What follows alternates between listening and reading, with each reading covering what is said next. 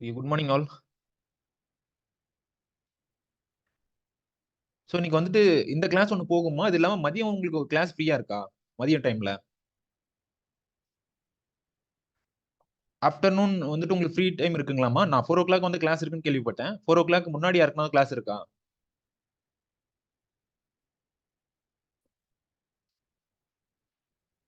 Okay. நான் வந்துட்டு 2:15ல இருந்து அந்த 4:00 முன்னாடி முடிக்க பார்க்குறேன். ஓகேங்களா? 2:15ல இருந்து மேபி 3:45 3:50 முடிக்க பார்க்குறேன். ஓகேங்களா?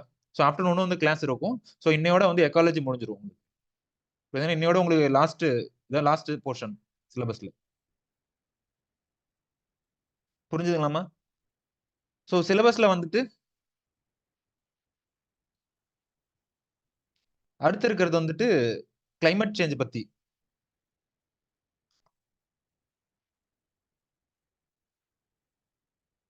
கிளைமேட் சேஞ்ச் பத்தி இருக்குமா அடுத்த சிலபஸ்ல? கிளைமேட் சேஞ்ச்னா என்ன? என்னென்ன இன்டர்நேஷனல் கன்வென்ஷன்ஸ், என்னென்ன குளோபல் இனிஷியேட்டிவ்ஸ் இருக்கு அப்படின்றது கேட்டிருக்காங்க. புரியுதுங்களா? ஸோ இது வந்துட்டு அப்டேட் ஆயிட்டே இருக்கும். இந்த பார்ட்ன்றது வந்து அப்டேட் ஆயிட்டே இருக்கும்.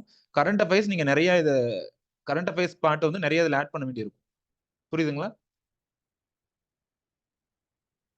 ஸோ ஒருவேளை கரண்ட் அஃபேர்ஸ் பார்ட் நீங்க இதை ஆட் பண்ணல அப்படின்னா இது ஒரு இன்கம்ப்ளீட்டா இருக்கும். புரியுதா? நோட்ஸ்ல வந்துட்டு நான் எவ்வளவு கொடுக்குமோ கொடுத்துருக்கிறேன். பட் நீங்க கரண்ட் அஃபேர்ஸ்ல இருக்கிற இனிஷியேட்டிவ்ஸ் இதுல ஆட் பண்ணணும். கிளைமேட் சேஞ்சுக்கு என்னென்ன குளோபல் இனிஷியேட்டிவ்ஸ் இருக்கு அப்படின்றது. புரியுதுங்களா? ஸோ இது வரைக்கும் என்னென்ன இருக்குது, யுஎன்எஃப்சிசி என்ன பண்ணிருக்காங்க, ஐபிசிசில என்ன இருக்குது, புரியுதுங்களா? 2 மேஜர் ஆர்கனைசேஷன் கிளைமேட் சேஞ்சில் ஒர்க் பண்ணக்கூடிய, குளோபல் லெவல்ல ஒர்க் பண்ணக்கூடிய 2 மேஜர் ஆர்கனைசேஷன். புரியுதுங்களா? இன்னொன்று யுஎன்எஃப்சிசி, இன்னொன்று வந்துட்டு ஐபிசிசி. புரியுதுங்களா? இதை வச்சு பிலிம்ஸ்லயுமே நிறைய கொஸ்டின்ஸ் வந்திருக்கும். பிலிம்ஸ் பாயிண்ட் ஆஃப் வியூலுமே இதை வச்சுட்டு நிறைய கொஸ்டின்ஸ் வந்திருக்கும். ஸோ கொஞ்சம் அங்கேயுமே ரொம்ப முக்கியம். நம்ம சப்ஜெக்ட்லயும் முக்கியம், அங்கேயுமே ரொம்ப முக்கியம் இது. புரியுதுங்களா? ஸோ இது பார்ட்டுமே வந்துட்டு இந்த ஏரியாவும் வந்துட்டு கொஞ்சம் முக்கியமான ஏரியா தான்.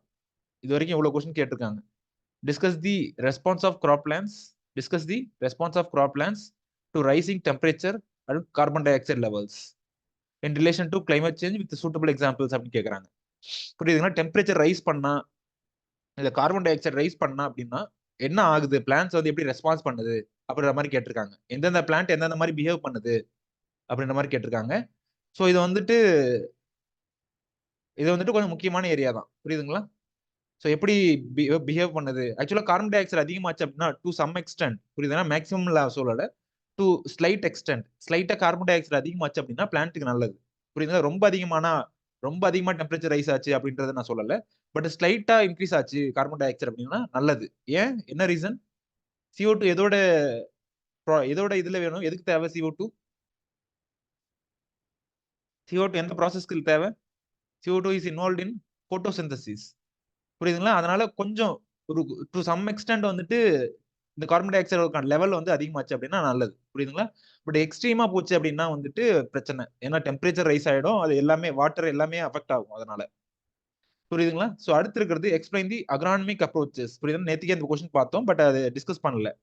சோ அந்த இது இந்த பார்ட்ல வருது. Explain the agronomic approaches to reduce the impact of climate change. புரியுதுங்களா? சோ கிளைமேட் சேஞ்சோட இம்பாக்ட் குறைக்கிறதுக்கு என்னென்ன அக்ரானமிக் அப்ரோச்சஸ் இருக்கு அப்படின்றது ஒரு கொஸ்டின் கேட்டிருக்காங்க ஐஎஃப்எஸ்ல. ஸோ அடுத்து வந்துட்டு discuss various international conventions and global initiatives related to climate change. புரியுதுங்களா? இன்டர்நேஷனல் லெவலில் என்னென்ன கன்வென்ஷன்ஸ் இருக்கு, குளோபல் இனிஷியேட்டிவ்ஸ் என்னென்ன இருக்கு அப்படின்னு சொல்லி 2021 ஒரு கொஸ்டின் கேட்டிருக்காங்க. புரியுதுங்களா?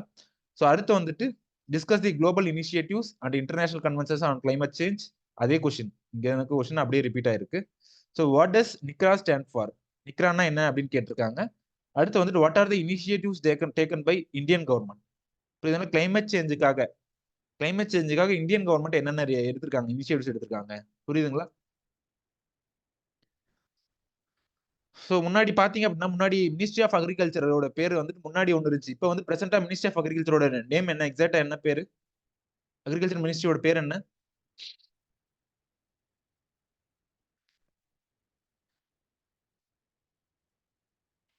இப்போ வந்து அக்ரிகல்ச்சர் மினிஸ்ட்ரியோட பேர் என்னமா?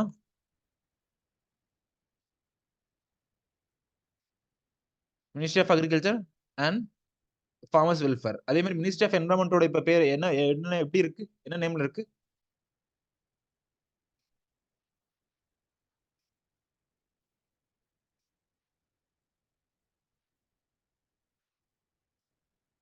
ஸோ இந்த இதுல கிளைமேட் சேஞ்சில் ஒரு காம்போனன்ட் ஆட் ஆயிருக்கு, புரியுதுங்களா? ஸோ அதுல ஃபார்மர்ஸ் வெல்ஃபேர்ன்ற ஒரு காம்போனன்ட் ஆட் ஆச்சு. இதுல வந்துட்டு கிளைமேட் சேஞ்சில் ஒரு டேர்ம் வந்துட்டு ஆட் ஆயிருக்கு. முன்னாடி வந்துட்டு பழைய இதுல ministry of environment and forest மட்டும் தான் நின்னுச்சு, புரியுதுங்களா? மினிஸ்ட்ரி ஆஃப் என்வரன்மெண்ட் அண்ட் ஃபாரஸ்டோட நின்னுச்சு. பட் இப்போ வந்து கிளைமேட் சேஞ்ச் ஆட் ஆயிருக்கு, புரியுதுங்களா? நம்மளோட இதுலயுமே அக்ரிகல்ச்சர் இதுலயுமே வந்துட்டு ministry of agriculture and farmers welfare add ஆன மாதிரி, ஸோ இந்த இதுல வந்து கிளைமேட் சேஞ்சில் ஒரு காம்போனன்ட் புதுசாக ஆட் ஆயிருக்கு, புரியுதுங்களா? முன்னாடி வெறும் MOEF தான் இருந்துச்சு. ஸோ அடுத்து வந்துட்டு ஸோ அது என்னென்ன இனிஷியேட்டிவ் எடுத்திருக்காங்க கவர்மெண்ட், லைக் NAPCCன்னு ஒன்று இருக்கு, national action plan on climate சேஞ்ச்னு ஒன்று இருக்கு, புரியுதுங்களா? ஸோ இந்த மாதிரி நிறைய இனிஷியேட்டிவ்ஸ் எடுத்திருக்காங்க. ஸோ அது என்ன அப்படின்றது கேட்குறாங்க. Discuss the impact of climate change on livestocks and fisheries, புரியுதுங்களா? லைவ் ஸ்டாக் எந்த மாதிரி பாதிக்கப்படுது, ஃபிஷரிஸ் எந்த மாதிரி பாதிக்கப்படுது அப்படின்னு கேட்டிருக்காங்க. புரியுதுங்களா? கிளைமேட் சேஞ்ச்னால அக்ரிகல்ச்சர் எப்படி பாதிக்கப்படுது ஒன்று, இன்னொன்று வந்து ஃபிஷரிஸ் லைவ் ஸ்டாக்லாம் எப்படி பாதிக்கப்படுது அப்படின்னு கேட்டிருக்காங்க, புரியுதுங்களா? அதான் அடுத்தது வந்து effect of climate change on crop production, agriculture எப்படி பாதிக்கப்படுது, கிளைமேட் சேஞ்ச்னால கிராப் ப்ரொடக்ஷன் எப்படி பாதிக்கப்படுது அப்படின்னு கேட்டிருக்காங்க. செவன்த்தா வந்து discuss the impact of climate change on cropping pattern and agriculture production, புரியுதுங்களா? கிளைமேட் சேஞ்ச்னால கிராப்பிங் பேட்டர்ன் எப்படி மாறுது, அக்ரிகல்ச்சர் ப்ரொடக்ஷன் எப்படி மாறுது அப்படின்ற மாதிரி கொஸ்டின் கேட்டிருக்காங்க. ஸோ இது எல்லாமே வந்துட்டு மோஸ்ட்லி குளோபல் என்னென்ன இனிஷியேட்டிவ்ஸ் இந்தியாவில் என்ன, குளோபல் லெவலில் என்ன, நம்ம லைவ் ஸ்டாக் எப்படி பாதிக்கப்படுது, ஃபிஷரிஸ் எப்படி பாதிக்கப்படுது, அக்ரிகல்ச்சர் ப்ரொடக்ஷன் எப்படி பாதிக்கப்படுது, இதை தான் சுத்தி சுத்தி இதை பேசிஸா வச்சு தான் கொஸ்டின்ஸ் இருக்கு, புரியுதுங்களா? ஸோ ஃபர்ஸ்ட் சப்ஜெக்டுக்குள்ளார போறதுக்கு முன்னாடி கிளைமேட் சேஞ்ச் அப்படின்னா என்னன்றது ஒரு டெஃபினேஷன், புரியுதுங்களா? கிளைமேட் சேஞ்சில் இன்டர்நேஷனல் லெவலில் ஒர்க் பண்ணக்கூடிய ரெண்டு முக்கியமான இன்ஸ்டியூட்ஸ் வந்து இது, புரியுதுங்களா? ஒன்று வந்து IPCC, intergovernmental panel on climate change, புரியுதுங்களா? இன்னொன்று வந்து UNFCCC, united nations framework convention on climate change, புரியுதுங்களா? United nations framework convention on climate change, புரியுதுங்களா? ரெண்டு பேரும் ரெண்டு டெஃபினேஷன் கொடுத்துருக்காங்க. ஸோ எக்ஸாம்பிள் கேட்டாங்க அப்படின்னா நீங்க ஏதாவது ஒன்று எழுதலாம், புரியுதுங்களா? ரெண்டுல எது உங்களுக்கு பெட்டரா ஃபீல் ஆகுதோ அதை எழுதலாம். பட் ஒரே ஒரு ஸ்லைட் டிஃபரன்ஸ் நீங்க அப்சர்வ் பண்ண வேண்டியது என்ன அப்படின்னா, இந்த இதுல வந்து it refers to any change in climate over time, weather due to natural variability or as a result of human activity, புரியுதுங்களா? ஸோ நேச்சுரல் வேரியபிலிட்டினால ஏற்படுறதும் கிளைமேட் சேஞ்ச் தான், ஹியூமன் ஆக்டிவிட்டினால ஏற்படுறதும் கிளைமேட் சேஞ்ச் தான் அப்படின்ற டெஃபினேஷனோட இருக்கிறது IPCC கொடுத்தது, புரியுதுங்களா? பட் ஆனா UNFCCC கொடுத்தது என்ன அப்படின்னா, அதாவது natural variability, natural climatic variability தவிர அது இல்லாம ஹியூமன்ஸ்னால ஏற்பட்ட பாதிப்பு என்ன, புரியுதுங்களா? So it includes both natural variability and human activity. But இங்க வந்துட்டு நேச்சுரல் வேரியபிலிட்டியோட சேர்த்து அடிஷ்னலா என்னென்ன ஏற்பட்டிருக்கோ அதுதான் கிளைமேட் சேஞ்ச் அப்படின்னு சொல்லியிருப்பாங்க இந்த UNFCCC, புரியுதுங்களா? A change of climate, இங்க பாருங்க, a change of climate that is attributed directly or indirectly to human activity that alters the composition of global atmosphere, புரியுதுங்களா? that alters the composition of global atmosphere. So அதனால ஏற்படக்கூடிய consequences தான் வந்து global warming அதெல்லாம் வரும், புரியுதுங்களா? So ரெண்டுமே ரெண்டு டெஃபினேஷன்ல எது வேணாலும் எழுதலாம், பட் ஒரு ஸ்லைட் சேஞ்சஸ் இருக்கு ரெண்டுக்கும். ஸோ இங்க வந்துட்டு ரெண்டுமே கொடுத்துருக்காங்க, நேச்சுரல் வேரியபிலிட்டி ஆர்எஸ் ஹியூமன் ஆக்டிவிட்டின்னு கொடுத்துருக்காங்க. பட் வந்துட்டு இங்க வந்துட்டு நேச்சுரல் வேரியபிலிட்டியோட சேர்த்து அடிஷனலா என்னென்னலாம் இருக்கோ, புரியுதுங்களா? நேச்சுரல் கிளைமேட்டிக் வேரியபிலிட்டியை சேர்த்து அடிஷனலா என்னென்னலாம் இருக்கோ அதெல்லாம் வந்துட்டு கிளைமேட் சேஞ்ச் அப்படின்னு சொல்லியிருப்பாங்க. இப்போ ஒரு சின்ன டிஃபரன்ஸ் இருக்கு, அது கேர்ஃபுல்லா நீங்க எழுதும் போது எழுதுங்க, புரியுதுங்களா? கிளைமேட் சேஞ்ச்னா என்ன சிம்பிள் டேர்ம்ஸ்ல சொல்லுங்க. இந்த எக்ஸாக்டா இந்த டெஃபினேஷன் எழுத முடியலாலும் கிளைமேட் சேஞ்ச்னா என்னன்ற சிம்பிளா உங்களுக்கு புரிஞ்ச இதுல வந்து சொல்லுங்க பார்ப்போம் டெஃபினேஷன். கிளைமேட் சேஞ்ச்னா ஏதாவது ஒன்று நமக்கு எதுக்கு ஆன்சர் கிடைக்கலையோ அது எல்லாத்தையும் நம்ம கிளைமேட் சேஞ்ச்னு சொல்லி அது மேல பழைய தூக்கி போட்டுருவோம். ஏன் மழை வர மாட்டேங்குதுன்னா கிளைமேட் சேஞ்ச், ஏன் ஃப்ளட் வருதுன்னா கிளைமேட் சேஞ்ச். நம்மளால எதுக்கெல்லாம் ஆன்சர் பண்ண முடியலையோ அது எல்லாத்துக்குமே நம்ம கிளைமேட் சேஞ்ச் பேரு சொல்லிடுறோம். பட் உண்மையிலேயே கிளைமேட் சேஞ்ச் வந்து என்ன meaning?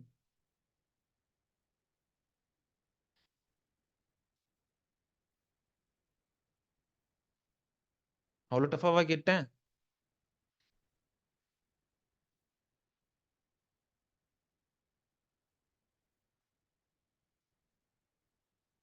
Adverse effect on normal weather phenomena.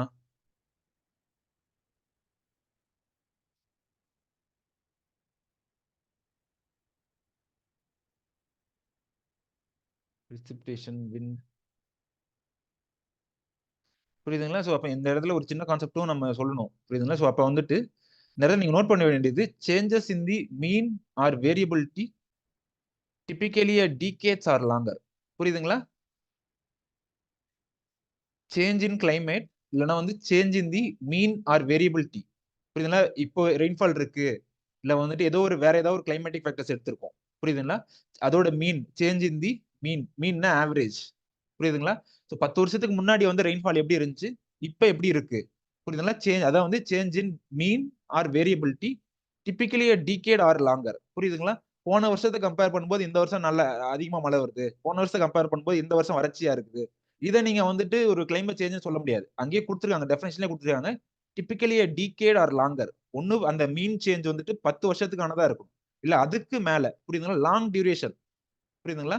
ஒரு லாங் டியூரேஷன் கொடுத்துருக்காங்க. புரியுதுங்களா? பட் நம்ம அதை எப்படி எடுத்துக்கிறோம் அப்படின்னா, போன வருஷம் நல்ல மழை பெஞ்சது, இந்த வருஷம் வரல அப்படின்னா கிளைமேட் சேஞ்ச். புரியுதுங்களா?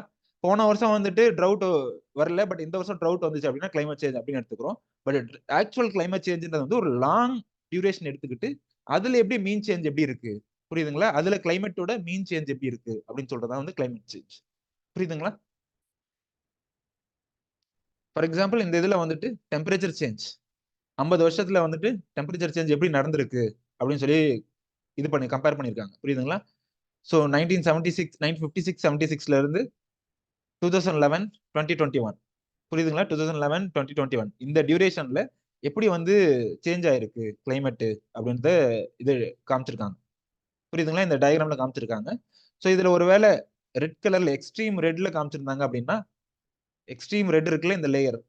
ஸோ இந்த எக்ஸ்ட்ரீம் ரெட்ல என்னத்தை குறிக்குது? ஒன்னு 2 டிகிரி செல்சியஸ் இல்ல 4 டிகிரி செல்சியஸ் அந்த மாதிரி அதிகமா இருக்கு. புரியுதுங்களா? 2 டிகிரி செல்சியஸ் அதிகமா இருக்கு இல்ல 4 டிகிரி செல்சியஸ் அதிகமா இருக்கு. எக்ஸ்ட்ரீம்லயே டார்க் ரெட்னா 4 டிகிரி செல்சியஸ். ஸோ இந்த ரீஜன்லாம் பாத்தீங்க அப்படின்னா 4 டிகிரி செல்சியஸ் அதிகமா இருக்கு. ஒருவேளை அதே ஒரு இந்த கேஸ் இந்த எக்ஸ்ட்ரீம்ல வந்தீங்க அப்படின்னா, முன்ன இருந்ததை விட டெம்பரேச்சர் குறைஞ்சிருக்கு. புரியுதுங்களா? -1 டிகிரி செல்சியஸ் இல்ல -0.5 டிகிரி செல்சியஸ். ஸோ அந்த மாதிரி பெருசா எந்த ரீஜனும் இல்லை, பட் ஒரே ஒரு ரீஜன் மட்டும் இருக்கு, இந்த அண்டார்டிக் ரீஜன்ல. ஸோ இந்த ஒரு ஸ்பெசிபிக் ரீஜன் மட்டும் முன்ன இருந்ததை விட டெம்பரேச்சர் குறைஞ்சிருக்கு லைட்டா. அதுவும் ரொம்பலாம் குறையல. ஒரு 0.5 இல்ல வந்துட்டு இருக்க கலரை பார்த்தா 0.5 தான் இருக்கும். புரியுதுங்களா? ஸோ இந்த ஒரு ரீஜன்ல மட்டும் குறைஞ்சிருக்கு. மற்ற எல்லா ரீஜன்லயும் பாத்தீங்க அப்படின்னா, ஸோ அந்த 50 வருஷத்துல அதாவது லாங் டியூரேஷன் எடுத்திருக்காங்க. புரியுதுங்களா? போன வருஷத்தை விட இந்த வருஷம் டெம்பரேச்சர் எவ்வளவு ஆயிருக்குன்னு எடுத்துக்கல. லாங் டியூரேஷன் 50 வருஷத்தை எடுத்து கம்பேர் பண்ணிருக்காங்க. புரியுதுங்களா? ஸோ இந்த லாங் டியூரேஷன் எடுத்து கம்பேர் பண்ணும்போது most of the temperature most of the regions வந்து எல்லாமே வந்துட்டு டெம்பரேச்சர் அதிகம் தான் இருக்கு. புரியுதுங்களா? இந்தியா எடுத்துக்கிட்டீங்க அப்படின்னா, இந்தியா இந்த எல்லோ கலர்ல வருது. இந்த எல்லோ கலர்ல வருது. ஸோ மேபி இந்த இந்த 2 பார்ட்ல வரும். இந்த இந்த ஏரியாவில் வரும். புரியுதுங்களா? ஸோ 0.2ல இருந்து 0.5 அந்த மாதிரியான டிகிரி செல்சியஸ் வந்து இந்தியாவில் ரைஸ் ஆயிருக்கு அந்த 50 வருஷத்துல. புரியுதுங்களா?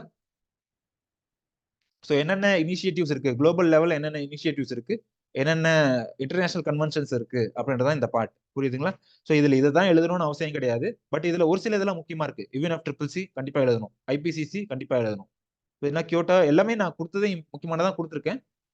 பட் இதுல நீங்க அடிஷனலா கூட எழுதலாம். கரண்ட் அஃபேர்ஸ்ல ஏதோ படிக்கிறீங்க சார், இது கிளைமேட் சேஞ்சாக இன்டர்நேஷனல் கன்வென்ஷன்ஸ் ரொம்ப முக்கியமா பேசிட்டு இருக்காங்க. புரியுதுங்களா? இல்ல ஏதோ ஒரு காப் மீட்டிங்ஸ், கான்ஃபரன்ஸ் ஆஃப் பார்ட்டிஸ்ன்னு சொல்லுவோம்ல, ஏதோ ஒரு காப் மீட்டிங்ஸ் வந்து அப்சர்வ் பண்றீங்க சார், இது ரொம்ப முக்கியம், ஒரு வந்துட்டு ஒரு ஒரு டிராமேட்டிக் சேஞ்ச் கொடுத்துருக்கு இந்த மீட்டிங் அப்படின்னு சொன்னீங்கன்னா, நீங்க அந்த அந்த கூட அந்த இனிஷியேட்டிவ்ஸ் கூட இதுல மென்ஷன் பண்ணலாம். புரியுதுங்களா? சோ நாம இந்த கிளாஸ்ல பார்க்க போறது UNFCCC. புரியுதுங்களா? United nations framework convention on climate change. புரியுதுங்களா? UNFCCC பத்தி பார்ப்போம். அதுக்கப்புறம் REDD and REDD plus plus REDD plus. புரியுதுங்களா? REDD and REDD plus. புரியுதுங்களா? ரெட்னா reducing emission due to deforestation and forest degradation. புரியுதுங்களா? Reducing emissions due to deforestation and forest degradation. அது என்ன சார் ரெட் பிளஸ் அப்படின்னா, ஸோ இதுல வந்து sustainable management and conservation add பண்றாங்க. புரியுதுங்களா? முன்னாடி ரெட்னு இருந்துச்சு.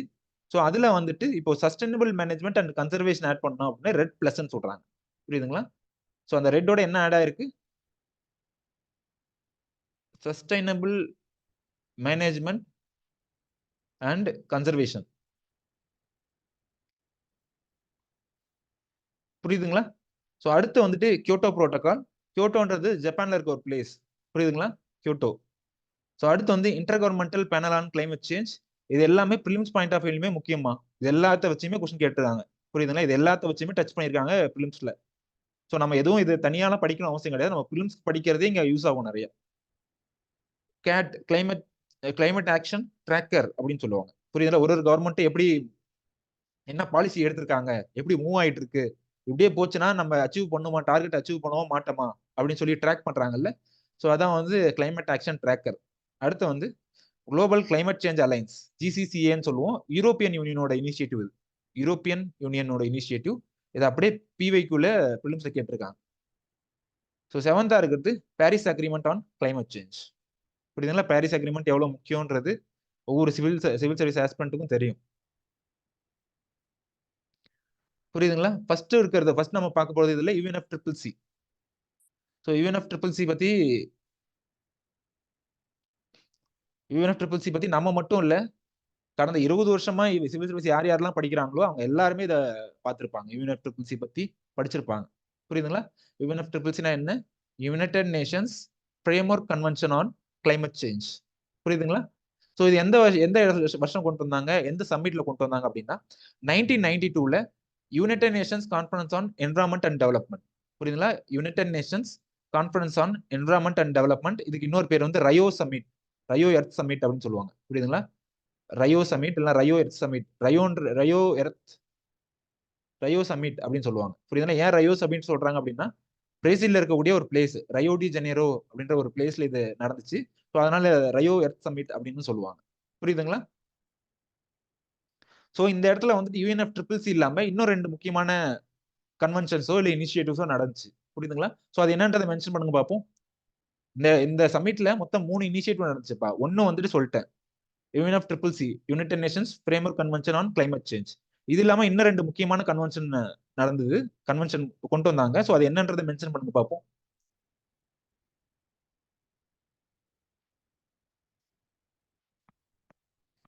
இது இல்லாம இன்னும் 2 கன்வென்ஷன் கொண்டு வந்தாங்க இதுல. United Nations convention to combat desertification, இன்னொன்னு வந்து கன்வென்ஷன் ஆன் பயாலஜிக்கல் டைவர்சிட்டி. புரியுதுங்களா? CBD. அந்த 2 அதுவுமே முக்கியம். புரியுதுங்களா? இந்த வருஷம் கொண்டு வந்தது, அந்த 1992ல கொண்டு வந்தது கிட்டத்தட்ட முக்கியம். நான் ICR JRFல படிக்கும் போதெல்லாம் இது ஏன் எர்த் சமிட்னா என்ன, ஏன் இதை கேட்டுட்டு இருக்காங்க புலம்பிட்டு இருந்தோம். ஏன்னா அப்பெல்லாம் வந்துட்டு இந்த மாதிரி கூகுளோ நம்ம தேடணும்னு நினைக்கிறத டக்குன்னு தேடி அவ்வளவு இன்ஃபர்மேஷன் கிடைக்காது. நாங்க படிக்கணும் அப்படின்னா புக் சோர்ஸ்ல தான் படிக்கணும். ஏதாவது ஒரு விஷயம் கிடைக்கணும் அப்படின்னா அந்த புக்ல தான் தேடி கண்டுபிடிக்கணும். பட் இது எர்த் சமிட்ன்றாங்க, 1992ன்றாங்க. இது என்ன அவ்வளவு முக்கியத்துவம் அப்படின்னு தெரியாமலே நாங்க படிச்சுட்டு இருந்தோம் அப்பெல்லாம். நாங்க JRF படிக்கும்போது. JRFலயுமே இதெல்லாம் ஜென்ரல் அக்ரிகல்ச்சர்ல முக்கியம். புரியுதுங்களா? இதை பேசிஸா வச்சுட்டு தான் அடுத்தடுத்து வந்துச்சு. இந்த 2015ல வந்த பாரிஸ் அக்ரிமெண்ட், இது எல்லாமே அதுக்கு அஸ்திவாரமா வந்தது இதுல இருந்தான். புரியுதா? இதோட காப் மீட்டிங்ல தான் நிறைய இனிஷியேட்டிவ்ஸ், நிறைய ஃபர்தர் இனிஷியேட்டிவ்ஸ் எடுத்திருப்பாங்க. புரியுதுன்னா? UNFCCCயோட மீட்டிங்ஸ்ல தான் வந்து நிறைய ஃபர்தர் இனிஷியேட்டிவ்ஸ் எடுத்திருப்பாங்க. So it was also the parent treaty for Paris agreement. 2015ல பாரிஸ் அக்ரிமெண்ட் ஒன்று நடந்துச்சுல்ல, ஸோ அதுக்கு பேரண்ட் ட்ரீட்டியா இருக்கிறது இதுதான். புரியுதுங்களா? இதோட ஹெட் குவார்டர் இனிஷியலா வந்து ஜெனீவால இருந்துச்சு, சுவிட்சர்லாண்ட்ல இருந்துச்சு. அதுக்கப்புறம் வந்து ஜெர்மனிக்கு மாத்திட்டாங்க ஹெட் குவார்டர்ஸ். புரியுதுங்களா? அப்ப என்ன பர்பஸ்? பேர்லயே கிளைமேட் சேஞ்ச் வருது, United nations framework convention on climate change. So அப்ப பேர்லயே கிளைமேட் சேஞ்ச் இருக்கும்போது அப்ப உங்களோட எய்ம் என்னவா இருக்கும்? To lower the atmospheric concentration of green house gases. புரியுதுங்களா? To lower the atmospheric concentration of green house gases. So அதனால வந்துட்டு குளோபல் வார்மிங் இது எல்லாத்தையுமே நம்ம கண்ட்ரோல் பண்ணணும் ஃபர்தரா அப்படின்னு கொண்டு வந்தது தான் இந்த UNFCCC. புரியுதுங்களாமா? ஸோ இதை தான் நீங்க எழுதணும்னு அவசியம் கிடையாது. நீங்க எது உங்களுக்கு பிடிச்சிருக்கோ, நான் கொடுத்துருக்க லிஸ்ட், அதே மாதிரி இதை விட கரண்ட் அஃபேர்ஸ் ஏதாவது இன்னும் வேலிட் பாயிண்ட் நீங்க பாத்தீங்க அப்படின்னா கண்டிப்பா அதை நீங்க ஆட் பண்ணுங்க. புரியுதுங்களா? நான் சந்தோஷம் படுவேன். நான் நோட்ஸ்ல இருக்கிறத மட்டும் தான் எழுதணும் அப்படின்னு நான் எப்பயுமே எதிர்பார்க்க மாட்டேன். புரியுதுனா? நீங்க அடிஷனலா எழுதுனீங்க அப்படின்னா நான் சந்தோஷம் படுவேன். ஸோ அடுத்து வந்து ரெட் அண்ட் ரெட் பிளஸ். புரியுதுங்களா? REDD and REDD plus. So அதோட லோகோ தான் இது, ரெட்டோட லோகோ தான் இது. புரியுதுங்களா? ட்ரீஸ் இருக்கு, ரெடியூசிங்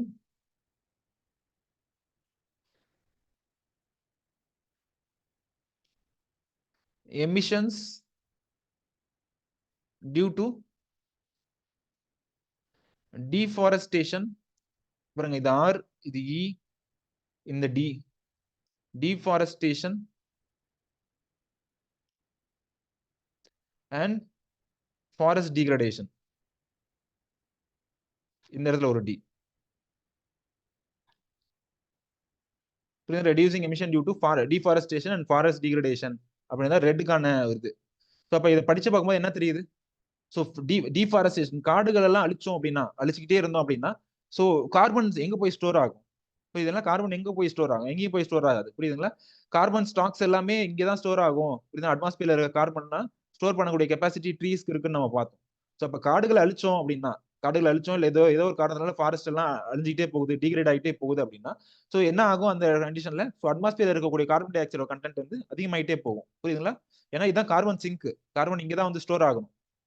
புரியுதுங்களா? ஸோ அத இது அவாய்ட் பண்ணணும்.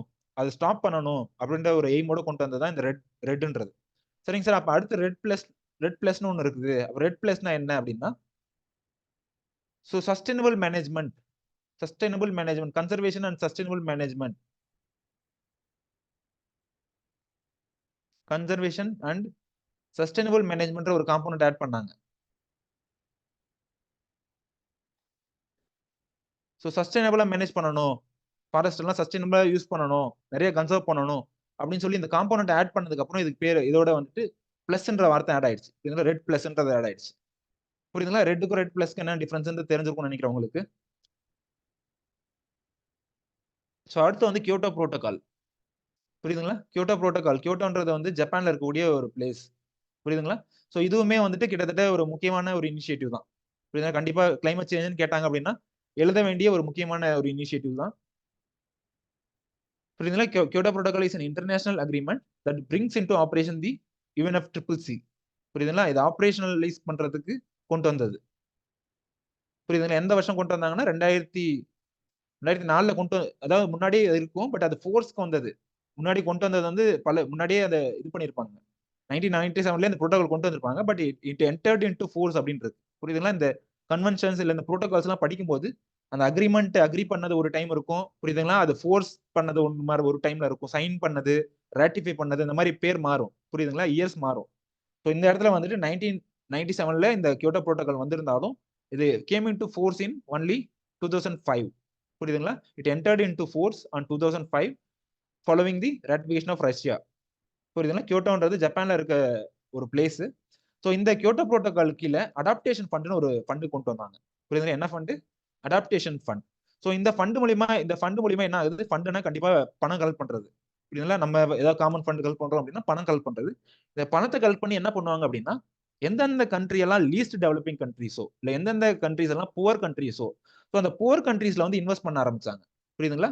அந்த புவர் கண்ட்ரீஸ்ல இன்வெஸ்ட் பண்ண ஆரம்பிச்சாங்க. இல்ல எந்தெந்த கண்ட்ரீஸ்லாம் வந்துட்டு கிளைமேட் சேஞ்ச்னால அதிகமா பாதிக்கப்படுதோ, புரியுது. நம்ம ஒரு சில கண்ட்ரீஸ்லாம் பார்த்திருப்போம்.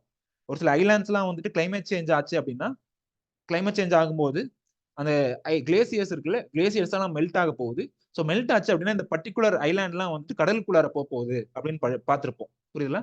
எந்தெந்த கண்ட்ரீஸ்லாம் அந்த மாரி அதிகமா பாதிக்கப்படுதோ கிளைமேட் சேஞ்ச்னால, ஸோ அந்த கண்ட்ரீஸ் எல்லாம் வந்துட்டு எப்படி அத இது பண்றது? எப்படி அத மிட்டிகேட் பண்றது? புரியுதுங்களா? எப்படி அதுலருந்து தப்பிக்கிறது? ஸோ அந்த மாரியான விஷயத்துக்கு இந்த ஃபண்ட யூஸ் பண்ண ஆரம்பிச்சாங்க. Adaptation fund. புரியுதுங்களா? ஸோ இந்த கியோட்டோ புரோட்டோகாலோட மெயின் பிரின்சிபிள்ஸ் என்னன்னா, CBDRன்னு சொல்லுவாங்க. Common but differentiated responsibilities. So அப்படின்னா என்ன நீங்க டைப் பண்ணுங்க. கண்டிப்பா இதெல்லாமே நீங்க பிலிம்ஸ்ல படிச்சிருப்பீங்க. காமன் பட் டிஃபரன்ஷியேட்டட் ரெஸ்பான்சிபிலிட்டீஸ் அப்படின்னா என்ன நீங்க டைப் பண்ணுங்க பார்ப்போம். தெரிஞ்சிருக்கான்னு பார்ப்போம்.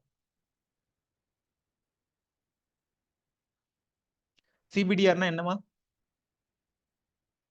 ஏன் கொஸ்டின் கேட்டு போறேன் அப்படின்னா, நான் தனியா பேசியிருந்தேன் அப்படின்னா, உங்களுக்கு அது மோனோட்டோனஸா போயிடும்.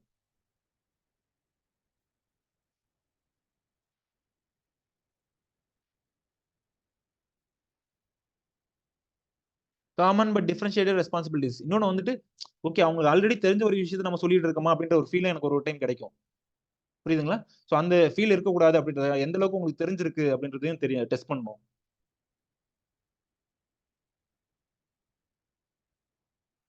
Okay. Developed countries responsible more historic emission. புரியுதுங்களா? ஒண்ணு வந்து டெவலப்டு கண்ட்ரீஸ் இருக்கு. வளர்ந்த நாடுகள், வளரும் நாடுகள்னு பிரிச்சிருப்போம்ல. சோ டெவலப்டு கண்ட்ரீஸ்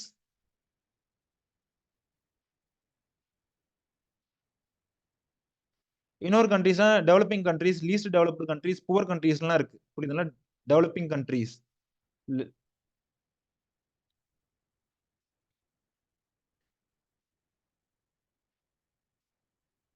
புரியுதுங்களா? டெவலப்பிங் கண்ட்ரீஸ் இல்லனா லீஸ்ட் டெவலப்டு கண்ட்ரீஸ் இந்த மாரிலாம் சொல்லுவாங்க. புரியுதுங்களா? ஹிஸ்டாரிக்கலா பார்த்தீங்க அப்படின்னா, இவனுங்க இண்டஸ்ட்ரியலைசேஷனுக்கு முன்னாடியே போயிட்டாய்ங்க.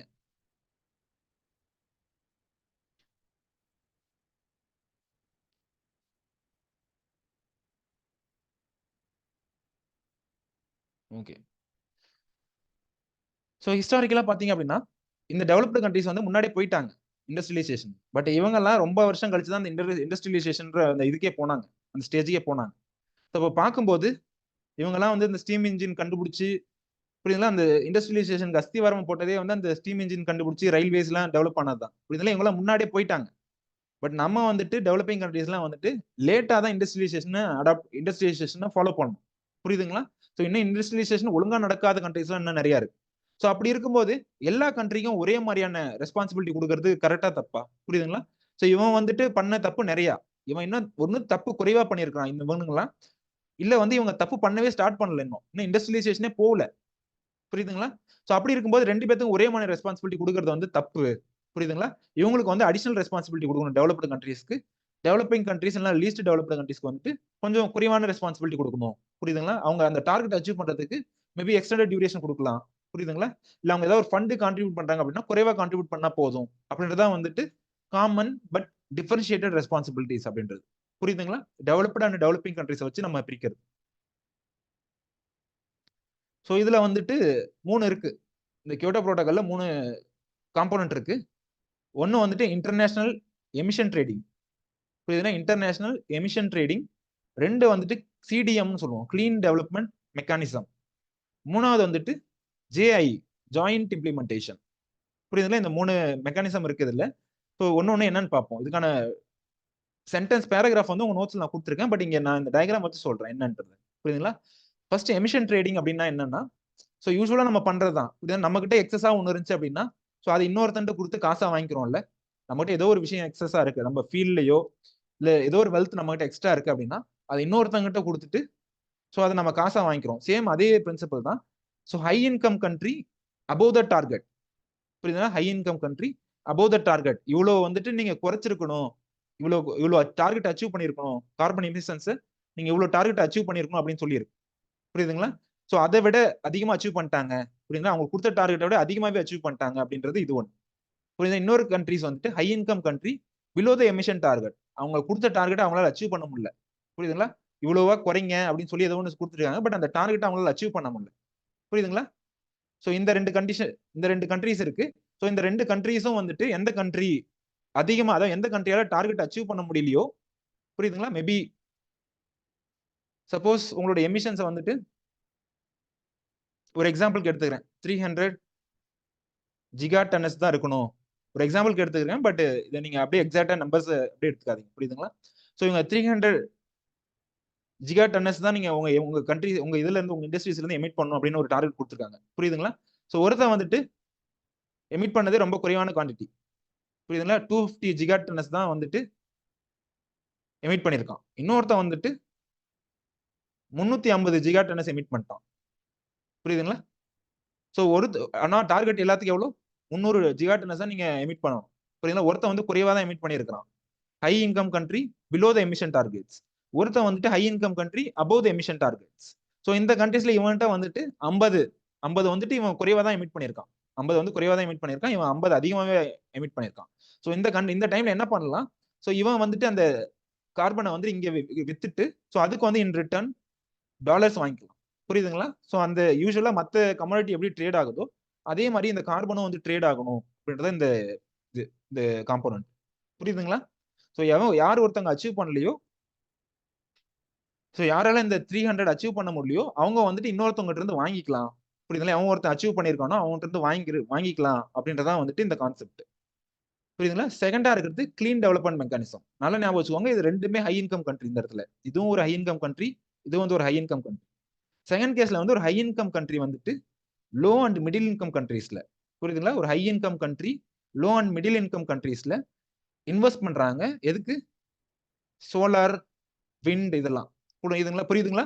சோலார், விண்ட் எல்லாம் வந்து கிளீன் எனர்ஜின்னு சொல்லுவோம். சோலார், விண்ட் எல்லாம் வந்துட்டு கிளீன் எனர்ஜி. புரியுதுங்களா? அவ்வளோ பொல்யூட் பண்ணாது, ரொம்ப பெருசா பொல்யூஷன் எதுவும் ஏற்படுத்தாது அப்படின்றது. புரியுதுங்களா? ஸோ ஒரு ஹை இன்கம் கண்ட்ரி ஒரு லோ இல்ல மிடில் இன்கம் இருக்கக்கூடிய கண்ட்ரீஸ்ல டெக்னாலஜி டிரான்ஸ்ஃபர் பண்றாங்க. புரியுதுங்களா? டெக்னாலஜி டிரான்ஸ்ஃபர் பண்றாங்க. எப்படி? Through investment. Technology transfer.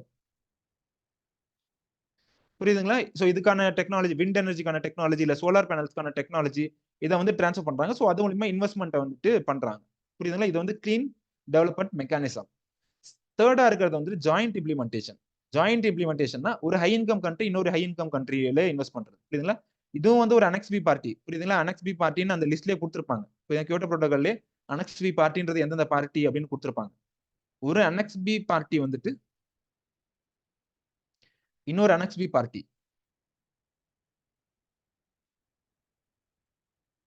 புரியுதுங்களா? ஒரு அனெக்ஸ் பி பார்ட்டி இன்னொரு அனெக்ஸ் பி பார்ட்டில இன்வெஸ்ட் பண்றது. புரியுதுங்களா? டெக்னாலஜி ட்ரான்ஸ்ஃபர் பண்றது.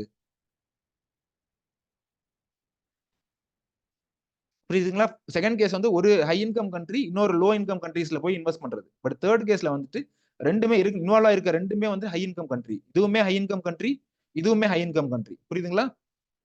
சோ அதை வந்து ஜாயிண்ட் இம்ப்ளிமெண்டேஷன் அப்படின்னு சொல்றோம். இந்த 3 புரிஞ்சுதாமா ஆன்லைன்ல?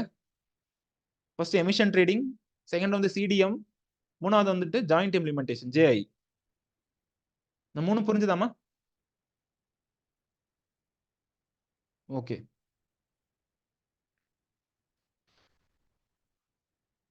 சோ அடுத்து இருக்கிறது வந்துட்டு ஐபிசிசி. நல்லா ஞாபகம் வச்சுக்கோங்க, ஐபிசிசின்றது தனியா எந்த ரிசர்ச்சும் பண்ணாது. சயின்டிபிக் ரிசர்ச் எல்லாம் எந்த ரிசர்ச்சும் பண்ணாது. புரியுதா? இந்த ஆர்கனைசேஷன் வந்துட்டு எந்த ரிசர்ச்சும் பண்ணாது. ஸோ இது நிறைய டைம் பிவிக்லயுமே கேட்டிருக்காங்க. ஐபிசிசி வந்து ரிசர்ச் பண்ணுமா இல்ல பண்ணாதா அப்படின்ற மாதிரி கேட்டிருக்காங்க. புரியுதுங்களா? IPCC does not engage it self in scientific research. புரியுதுங்களா? அப்ப என்ன சார் ஐபிசிசி என்ன சார் வேலை பண்ணும், சும்மாவே இருக்கும் அப்படின்னா, it will publish the reports. புரியுதுங்களா? ஒருத்தவங்களும் ஒரு இதுவும் ஆர்கனைசேஷன் கொடுக்கறத வந்துட்டு கலெக்ட் பண்ணி அதை வச்சு ஒரு ரிப்போர்ட் பப்ளிஷ் பண்ணும். புரியுதுங்களா? அதுதான் ஐபிசிசியோட வேலை. பட் ஐபிசிசி தனியா வந்துட்டு எந்த சயின்டிபிக் ரிசர்ச்ல இன்வால்வ் ஆகாது. புரியுதுங்களா? ஐபிசிசின்றது 2 ஆர்கனைசேஷன் சேர்ந்த ஒரு இது. புரியுதுங்களா? 2 ஆர்கனைசேஷன் சேர்ந்து பண்ண ஒரு இனிஷியேட்டிவ். புரியுதுங்களா? ஒன்னு வந்து WMO, வேர்ல்டு மீட்ராலஜிக்கல் ஆர்கனைசேஷன். புரியுதுங்களா? இன்னொன்னு வந்துட்டு UNEP, United Nations Environment Programme. So இவங்க 2 பேர்த்தோட இனிஷியேட்டிவ் தான் ஐபிசிசி அப்படின்றது. புரியுதுங்களா? நல்லா ஞாபகம் வச்சுக்கோங்க, ஐபிசிசின்றது it does not engage in research.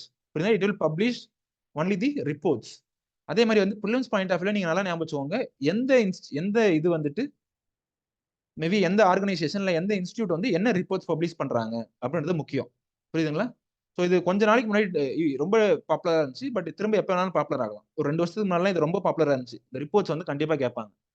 World economic forum என்ன ரிப்போர்ட் பப்ளிஷ் பண்றாங்க, வேர்ல்டு பேங்க் என்ன ரிப்போர்ட் பப்ளிஷ் பண்றாங்க, புரியுதுங்களா? ஸோ ஐபிசிசி என்ன ரிப்போர்ட் பப்ளிஷ் பண்றாங்க, புரியுதுங்களா? இந்த மாதிரியான ரிப்போர்ட்ஸ் வந்து கேட்கறாங்க. ஸோ எங்கனாவது படிச்சீங்க இல்ல உங்களோட டெஸ்ட் சீரிஸ்ல இந்த மாதிரி கொஸ்டின்ஸ் வருது. புரியுதுங்களா? யார் என்ன ரிப்போர்ட் பப்ளிஷ் பண்றாங்க அப்படின்ற மாதிரி. புரியுதுங்களா? ஸோ இது எல்லாத்தையும் நீங்க கேர்ஃபுல்லா அப்சர்வ் பண்ணுங்க. என் ஸ்டூடெண்ட் வந்து ப்ரிலிம்ஸ்லயும் கிளியர் பண்ணணும் அப்படின்றது என்னோட ஆசை. புரியுதுங்களா? மெயின்ஸ் போனாதான் வந்துட்டு நம்மளோட பர்ஃபார்மன்ஸே தெரியும் அங்க. புரியுதுங்களா? ப்ரிலிம்ஸையும் நீங்க தாண்டணும் அப்படின்னா இந்த ரிப்போர்ட்ஸ் எல்லாம் நீங்க கொஞ்சம் கேர்ஃபுல்லா அப்சர்வ் பண்ணுங்க. புரியுதுங்களா? இவங்களோட ஆக்டிவிட்டி ஆஸ் யூஷுவல் சேம் தான். பொட்டன்ஷியல் இம்பாக்ட் ஆஃப் கிளைமேட் சேஞ்சை குறைக்கணும், மிட்டிகேஷன், அடாப்டேஷன் இது எல்லாமே சேம் தான். புரியுதுங்களா? எல்லாரும் பண்ண வேண்டியது அவங்களோட அப்ஜெக்டிவ் எய்ம் எல்லாமே ஒன்னா தான் இருக்கும் மோஸ்ட்லி.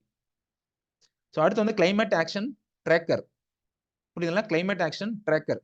புரியுதுங்களா? பேர்லயே ட்ராக்கர்னு இருக்கு. புரியுதுங்களா? ஒரு கவர்மெண்ட்டும் என்னென்ன பாலிசி ஃபார்ம் பண்ணிருக்காங்க. புரியுதுங்களா? ஸோ அவங்க எந்த மாதிரியான கிளைமேட் சேஞ்சுக்கு கண்ட்ரோல் பண்றதுக்காக என்னென்ன இனிஷியேட்டிவ் எடுத்திருக்காங்க இதெல்லாம் மானிட்டர் பண்ணி அவங்களோட ப்ராக்ரஸை வந்துட்டு இது பண்றாங்கல்ல, ட்ராக் பண்றாங்கல்ல. ஸோ அதுதான் வந்து இவங்களோட வேலை, கிளைமேட் ஆக்ஷன் ட்ராக்கரோட வேலை. புரியுதுங்களா? So they are independent scientific project that tracks the government climate action. புரியுதுங்களா? Tracks the government's climate action and measure it against the globally agreed Paris agreement. புரியுதுங்களா? குளோபலி அக்ரீட் பாரிஸ் அக்ரிமெண்ட் படி 2 degree Celsius above pre industrial levels. புரியுதுங்களா? அதே மாதிரி efforts to limit the warming to 1.5 degree Celsius. புரியுதுங்களா? So இதான் நம்ம target. Pre industrial levels விட 2 degree Celsius அதிகமா போகலாம். புரியுதுங்களா? பட் அதை தாண்டக்கூடாது அப்படின்றதான். புரியுதுங்களா? 2 டிகிரி செல்சியஸ் உள்ளாரே இருக்கணும். புரியுதுங்களா? 2 டிகிரி செல்சியஸ்க்கு உள்ளாரே இருக்கணும் அப்படின்றதான் வந்துட்டு நம்ம பாரிஸ் அக்ரிமெண்ட்ல இருக்கு. ஸோ அதை அச்சீவ் பண்றதுக்கு ஒரு கவர்மெண்ட் என்ன பண்ணிட்டு இருக்காங்க, புரியுதுங்களா? ஏதாவது பண்றாங்களா இல்ல வெறும் ஃபண்டை மட்டும் வாங்கிட்டு சும்மா இருக்காங்களா அப்படின்னு பாக்குறதா வந்து இந்த கிளைமேட் ஆக்ஷன் ட்ராக்கரோட வேலை. புரியுதுங்களா? ஸோ இது வந்து முன்னாடி பார்த்தோம்ல WMO அண்ட் UNEP சேர்த்து ஒரு இனிஷியேட்டிவ் எடுத்தாங்க அப்படின்னு. ஸோ அந்த மாதிரி இந்த இனிஷியேட்டிவ் எடுத்தது வந்துட்டு climate analytics and new climate institute. புரியுதுங்களா? Climate analytics and new climate institute இவங்க 2 பேரும் சேர்ந்து தான் வந்துட்டு இந்த இனிஷியேட்டிவ் எடுத்தாங்க. ஸோ அடுத்து வந்துட்டு ஸோ என்னென்ன டார்கெட்ஸ், என்னென்ன பாலிசிஸ், என்னென்ன ஆக்ஷன் அப்படின்றது ஆல்ரெடி சொன்னதுதான். புரியுதுங்களா? ஸோ இந்த மாதிரி இதே ட்ரெண்ட்லேயே போயிட்டு இருந்துச்சு, ஒரு நேஷன்ஸும் ஒரு கண்ட்ரியும் எடுத்து இதே ட்ரெண்ட்லேயே போயிட்டு இருந்துச்சு அப்படின்னா, ஸோ 21st செஞ்சுரியில் நம்ம என்ன அச்சீவ் பண்ணுவோம், புரியுதுங்களா? எவ்வளோ டெம்பரேச்சர் இன்க்ரீஸ் ஆக வாய்ப்பு இருக்கு, நம்ம கண்ட்ரோல் பண்ணுவோமா பண்ண மாட்டோமா, புரியுதுங்களா? ஸோ இதை வந்துட்டு சொல்லும் யூசிங் தி கிளைமேட் மாடல்ஸ். புரியுதுங்களா? இதே ட்ரெண்ட்லேயே போயிட்டு இருந்துச்சு அப்படின்னா 2100ல நம்ம இதுதான்பா பண்ண போறோம், 2100ல இவ்வளவுதான்பா டெம்பரேச்சர் அதிகமாக போகுது அப்படின்னு சொல்லி யூசிங் த கிளைமேட்டிக் மாடல்ஸை வச்சுட்டு சொல்றாங்க. புரியுதுங்களா? ஸோ இதான் வந்துட்டு கிளைமேட் ஆக்ஷன் ட்ராக்கரோட வேலை. புரியுதுங்களா? ஸோ கிளைமேட் ஆக்ஷன் ட்ராக்கர் வந்துட்டு கரண்ட் பாலிசிஸ் படி போச்சு அப்படின்னா வந்துட்டு எவ்வளவு வந்துட்டு டெம்பரேச்சர் அதிகமாகும், நம்ம இது படி டார்கெட்ஸ் எவ்வளோ, ஒரு கவர்மெண்ட்டும் கொடுத்த டார்கெட்ஸ் எவ்வளோ, ஆப்டிமிஸ்டிக் டார்கெட்ஸ்ன்றது என்ன, புரியுதுங்களா? அச்சீவ் பண்ணக்கூடிய டார்கெட்ஸ் என்ன அப்படின்றது. புரியுதுங்களா? பாரிஸ் அக்ரிமெண்ட் படி இருக்கிற இது வந்துட்டு கிளைமேட் டெம்பரேச்சர் எங்க இருக்கு, புரியுதுங்களா? இது வந்து 1.5 டிகிரி செல்சியஸ் தான் இருக்கு பாரிஸ் அக்ரிமெண்ட் படி. புரியுதுங்களா? பட் கரண்ட் பாலிசிஸ் படி போயிட்டு இருந்தோம் அப்படின்னா 3 டிகிரி செல்சியஸ் வரைக்கும் போகுது. புரியுதுன்னா 3 டிகிரி செல்சியஸ் வரைக்கும் போகுது அப்படின்னு சொல்லி கிளைமேட் ஆக்ஷன் ட்ராக்கரை கொடுத்தது. புரியுதுங்களா? இண்டஸ்ட்ரியல் லெவல்ஸ்க்கு முன்னாடி, புரியுதுங்களா, இண்டஸ்ட்ரியலைசேஷன் நடக்கிறதுக்கு முன்னாடி இருக்கிறத வந்து ஜீரோன்னு எடுத்துக்கிட்டாங்க. புரியுதுங்களா? ஸோ அதை கம்பேர் பண்ணிட்டாங்க. அதோட தான் நம்ம ஒப்பிடுவோம். புரியுதுங்களா? பாரிஸ் அக்ரிமெண்டா இருந்தாலும் சரி, இல்லை எதுவாக இருந்தாலும் சரி, ப்ரீ இண்டஸ்ட்ரியல் லெவலோட தான் நம்ம கம்பேர் பண்ணுவோம். புரியுதுங்களா? ப்ரீ இண்டஸ்ட்ரியல் லெவலை கம்பேர் பண்ணும்போது 1.5 டிகிரி செல்சியஸ் அதுக்குள்ள லிமிட் பண்ணணும், இந்த 2 டிகிரி செல்சியஸ் மேக்ஸிமம் போகலாம் அப்படின்ற மாதிரி பாரிஸ் அக்ரிமெண்ட்ல கொடுத்துருப்பாங்க. புரியுதுங்களா? பட் ஆனால் இந்த கரண்ட் பாலிசிஸ் படி போயிட்டு இருந்துச்சு அப்படின்னா 3 டிகிரி செல்சியஸ்க்கு மேல போகலாம். புரியுதுங்களா? டெம்பரேச்சர். ஸோ இந்த மாதிரியான ஒரு அனாலிசிஸ் கொடுக்கறதா வந்துட்டு கிளைமேட் ஆக்ஷன் ட்ராக்கரோட வேலை. புரியுதுங்களா? ஸோ அடுத்து வந்து ஜிசிசிஏ. ஜிசிசிஏ முக்கியம். பிஒய்க்குள்ள கேட்டிருக்காங்க, ப்ரிலிம்ஸ் பிஒய்க்குள்ள கேட்டிருக்காங்க. ப்ரிலிம்ஸ்ல பிஒய்க்குள்ள கேட்டிருக்காங்க. GCCA is the initiative of அப்படின்ற மாதிரி கேட்டிருப்பாங்க. So it was the initiative of European union. புரியுதுங்களா? It was the initiative of European union to build a new alliance on climate change between European Union and the poor developing countries. So இந்த poor developing countries-ன்ற காரணத்தினால அவங்க கூட சேர்றாங்க அப்படின்னு இல்லை. So எது எதெல்லாம் மோஸ்ட் அஃபெக்டட், புரியுதுங்களா, எது எதெல்லாம் கிளைமேட் சேஞ்ச்னால ரொம்ப அஃபெக்டட், புரியுதுங்களா? ஸோ அந்த கண்ட்ரிஸை சூஸ் பண்ணி ஸோ அவங்களும் இந்த யூரோப்பியன் யூனியனும் ஒன்று சேர்ந்து இந்த இதை ஃபார்ம் பண்றாங்க, அலையன்ஸை ஃபார்ம் பண்றாங்க, குளோபல் கிளைமேட் சேஞ்ச் அலையன்ஸ் அப்படின்றது. புரியுதுங்களா? ஸோ இதை வந்துட்டு யார் மூலியமா ரன் ஆகுறது, எஸ்டாப்ளிஷ் பண்ணது European union. So it runs through இல்ல ஒர்க்ஸ் த்ரூ யூரோப்பியன் கமிஷன். புரியுதுங்களா? It works through European commission. புரியுதுங்களா? 2015ல தான் இந்த பாரிஸ் கிளைமேட் டீல்னு வந்துருச்சு. புரியுதுங்களா? யார் யாரெல்லாம் இதை கேர்ஃபுல்லா அப்சர்வ் பண்ணீங்கன்னு தெரியல. ஸோ இந்த 2015ல வந்த பாரிஸ் கிளைமேட் டீலுக்கு அப்புறம் ஜிசிசிஏன்றத ஜிசிசிஏ பிளஸ் கொண்டு வந்தாங்க. ஜிசிசிஏ பிளஸ் அப்படின்னு கொண்டு வந்தாங்க. புரியுதுங்களா? ஸோ இந்த பாரிஸ் அக்ரிமெண்ட் வந்ததுக்கு அப்புறம் ஸோ அதுல இருந்து ஒரு சில மெஷர்ஸ், ஒரு சில காம்போனன்ட்ஸ் இன்கார்பரேட் பண்ணதுக்கு அப்புறம் ஜிசிசிஏ பிளஸ் அப்படின்ற வார்த்தையை வந்து கொண்டு வந்தாங்க. புரியுதுங்களா? ஸோ இதான் வந்துட்டு ஜிசிசிஏ அப்படின்றது, குளோபல் கிளைமேட் சேஞ்ச் அலையன்ஸ்.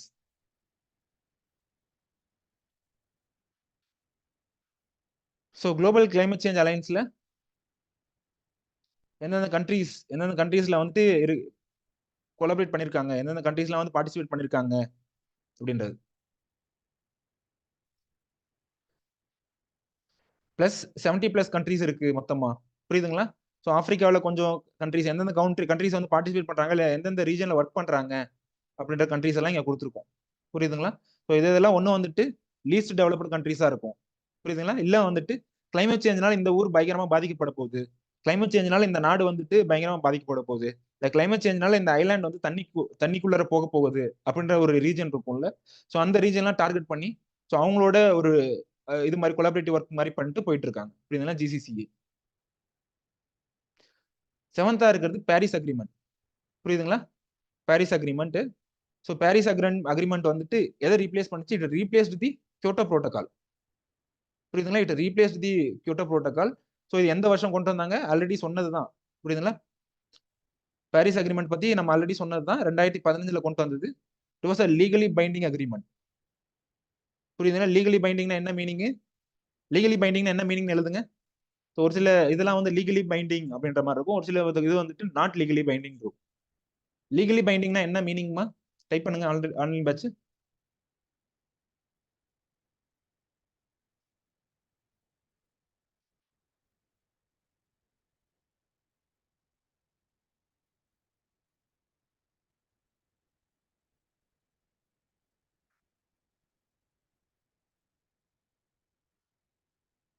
புரியுதுங்களா? ஒரு கண்ட்ரி வந்து ஃபாலோ பண்ணியே ஆகணும். புரியுதுங்களா? ஒரு கண்ட்ரிக்கும் வந்துட்டு கண்டிப்பா ஃபாலோ பண்ணியே ஆகணும். ஸோ அதாவது யார் யாரெல்லாம் அதுல சைன் பண்ணியிருக்காங்களோ இல்லை யார் யாரெல்லாம் பார்ட்டிஸா சைன் என்டர் ஆயிருக்காங்களோ, புரியுதுங்களா, கண்டிப்பா ஃபாலோ பண்ண வேண்டியது அப்படின்ற மாதிரி. புரியுதுங்களா, இது வந்து ஒரு லீகலி பைண்டிங் அக்ரிமெண்ட். சரிங்களா, இதுவுமே வந்து UNFCCC கான்ஃபரன்ஸ் ஆஃப் பார்ட்டிஸ்னு சொல்லுவோம். புரியுதுங்களா, UNFCCC CBDன்னு இருந்துச்சு அப்படின்னா அங்கேயுமே கான்ஃபரன்ஸ் ஆஃப் பார்ட்டிஸ்ன்ற வார்த்தை யூஸ் பண்ணுவோம். ஸோ UNFCCCலயும் வந்துட்டு கான்ஃபரன்ஸ் ஆஃப் பார்ட்டிஸ்னு இருக்கு. ஸோ அதுலயுமே வந்து அந்த இதுல தான் அந்த முடிவு எடுத்தாங்க பாரிஸ் அக்ரிமெண்ட். 2015ல வந்துட்டு கொண்டு வந்தாங்க. காப் நம்பர் வந்து COP 21. புரியுதுங்களா, பிலிம்ஸ் பாயிண்ட் ஆஃப் வியூல அப்போ வந்துட்டு இதெல்லாம் முக்கியமா இருந்துச்சு. பட் இப்போ வந்துட்டு இது ரொம்ப ரொம்ப அவுடேட்டடா போச்சு. பட் அப்போ வந்துட்டு இந்த டெம்பரேச்சர் எவ்வளோ, புரியுதுங்களா, அபவ் ப்ரீ இண்டஸ்ட்ரியல் லெவலா அப்படின்றது, அபவ் ப்ரீ இண்டஸ்ட்ரியல் லெவலா இல்ல பிலோ ப்ரீ இண்டஸ்ட்ரியல் லெவலா, இந்த மாதிரிலாம் வந்து ட்விஸ்ட் பண்ணி கொஸ்டின் கேட்டுட்டு இருப்பாங்க. புரியுதுங்களா, so 2 degree Celsius above pre industrial level. Sir pre industrial லெவல்னா என்னன்னு கேட்டீங்க அப்படின்னா இண்டஸ்ட்ரியலைசேஷன் நடக்கிறதுக்கு முன்னாடி. புரியுதுங்களா, இண்டஸ்ட்ரியலைசேஷனுக்கு அப்புறம் தான் வந்துட்டு நிறைய இந்த கிரீன் ஹவுஸ் கேஸ் எமிட் ஆச்சு. ஸோ அதுக்கப்புறம் தான் வந்து இந்த கிளைமேட் சேஞ்சோட பாதிப்பு வந்து பெருசாச்சு. புரியுதுங்களா, ஸோ அப்போ டெம்பரேச்சர் கம்பேர் பண்ணும்போது இண்டஸ்ட்ரியலைசேஷன் முன்னாடி என்ன நடந்தது அப்படின்றத வச்சு அதோட ஒப்பிட்டு பார்க்குறோம். புரியுதுங்களா, ஸோ அதை 0வா கன்சிடர் பண்ணிட்டு அதை விட டிகிரி செல்சியஸ் எவ்வளோ ரைஸ் ஆயிருக்கு. புரியுதுங்களா, ஸோ இந்த இதுபடி டார்கெட் படி நம்ம அச்சீவ் பண்ண வேண்டியது பிலோ 2 டிகிரி செல்சியஸ். புரியுதுங்களா, ஸோ அதே மாதிரி வந்து we have to work hard with an ambition to limit warming to 1.5 degree Celsius. புரியுதுங்களா, ஸோ 2 டிகிரி செல்சியஸ்க்குள்ளார வச்சாகணும். அதே மாதிரி வந்துட்டு இதுக்கான முயற்சியும் எடுக்கணும். 1.5 டிகிரி செல்சியஸ்க்குள்ளார இருக்க மாதிரி நம்ம முயற்சியும் எடுக்கணும். புரியுதுங்களா, it replace the Kyoto protocol, already சொன்னதுதான். அதே மாதிரி இந்த இதுபடி NDCன்னு ஒன்று கொண்டு வந்தாங்க. NDCன்னா என்ன, நேஷனலி டிட்டர்மைன்டு கான்ட்ரிபியூஷன்ஸ்.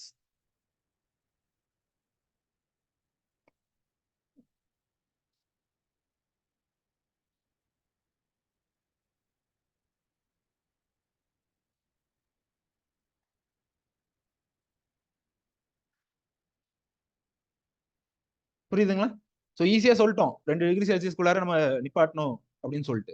பட் இது நாம ஒருத்தவங்க முடிவு எடுத்தா மட்டும் போதுமா? புரியுதுங்களா, பாரிஸ் இது எடுத்துட்டாங்க. பட் அதுக்கு ஃபாலோ அப்பும் இருக்கணும்ல. புரியுதுங்களா, ஒரு கண்ட்ரியை நம்ம 2 டிகிரி செல்சியஸ்க்குள்ளார கண்ட்ரோல் பண்ணணும் அப்படின்னா ஸோ ஒரு கண்ட்ரி இந்த இனிஷியேட்டிவ்ஸ் எடுக்கணும், ஒரு கண்ட்ரி ஏதாவது ஒரு முயற்சி எடுக்கணும்னு இருக்கும்ல. ஸோ அந்த பிளட்ஜஸ் தான் வந்துட்டு, அந்த உறுதி தான் வந்துட்டு NDCன்னு சொல்றோம். ஓகேப்பா, இந்தியாவில் நாங்க போயிட்டு நாங்க இதெல்லாம் பண்ண போறோம்ப்பா, இந்தியாவில இருந்து இதுக்கு மேல எமிட் ஆகிறத நாங்க கண்ட்ரோல் பண்ண போறோம்ப்பா அப்படின்னு சொல்லி ஒரு முயற்சி எடுப்பாங்கல்ல. ஸோ அதுதான் வந்து NDC, நேஷனலி டிட்டர்மைன்டு கான்ட்ரிபியூஷன்ஸ் அப்படின்னு சொல்லி சொல்றோம். புரியுதுங்களா, pledges made by countries. So அதை வந்து எவ்ரி 5 இயர்ஸ் வந்து ஒரு கண்ட்ரி வந்து சப்மிட் பண்ணணும். புரியுதுங்களா, they have to submit and update every 5 years. புரியுதுங்களா, ஒரு கண்ட்ரி என்ன இனிஷியேட்டிவ் எடுத்திருக்காங்க, உண்மையிலேயே அவங்க சொன்னதை ஃபாலோ பண்ணிருக்காங்களா இல்லையா அப்படின்றத 5 வருஷத்துக்கு ஒரு டைம் வந்து சப்மிட் பண்ணணும். புரியுதுங்களா, இது வரைக்கும் பார்த்ததெல்லாம் கிளைமேட் சேஞ்ச், குளோபல் இனிஷியேட்டிவ்ஸ் இல்ல இன்டர்நேஷனல் கன்வென்ஷன்ஸ் என்ன அப்படின்றது. புரியுதுங்களா, நான் சொன்னது தவிர சார் இது மிஸ் ஆயிடுச்சு சார்னு ஏதாவது சொல்லுங்க பார்ப்போம். சார் கிளைமேட் சேஞ்ச் பத்தி பேசுனீங்க, பட் இந்த இதெல்லாம் மிஸ் ஆயிடுச்சு, இந்த இனிஷியேட்டிவ் மிஸ் ஆயிடுச்சு. கண்டிப்பா மிஸ் ஆயிருக்கும். ஏன்னா we have time limitations and நான் இம்பார்ட்டன்டான மட்டும் சொல்ற மாதிரி இருக்கு. புரியுதுங்களா, பட் நீங்க ரீசெண்ட் கரண்ட் அஃபேர்ஸ்ல பார்க்கும்போது இன்னும் நிறைய பார்த்துட்டே இருப்பீங்க. சார் இது மிஸ் ஆயிருக்கு அப்படின்னு ஏதாவது ஒன்று தோணுச்சு அப்படின்னா அதை டைப் பண்ணுங்க பார்ப்போம்.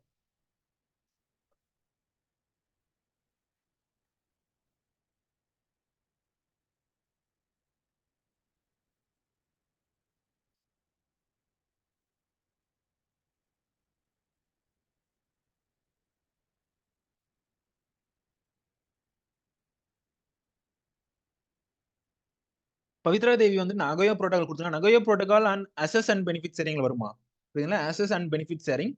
ஸோ ஒரு கண்ட்ரியும் வந்துட்டு ஒரு பயாலஜிக்கல் ரிசோர்ஸ் அசஸ் பண்ணணும், ஒரு கண்ட்ரியோட பயாலஜிக்கல் ரிசோர்ஸ் அசஸ் பண்ணணும் அப்படின்னா ஸோ அந்த இதுக்கு என்ன அப்படின்றது வந்து நகோயா புரோட்டோகால் வரும். புரியுதுங்களா, அசஸ் அண்ட் பெனிஃபிட் ஷேரிங் ரிலேட்டடா வரும். பட் அது டைரக்டா கிளைமேட் சேஞ்சோட லிங்க் ஆகாது, டைரக்டா சொல்றேன்.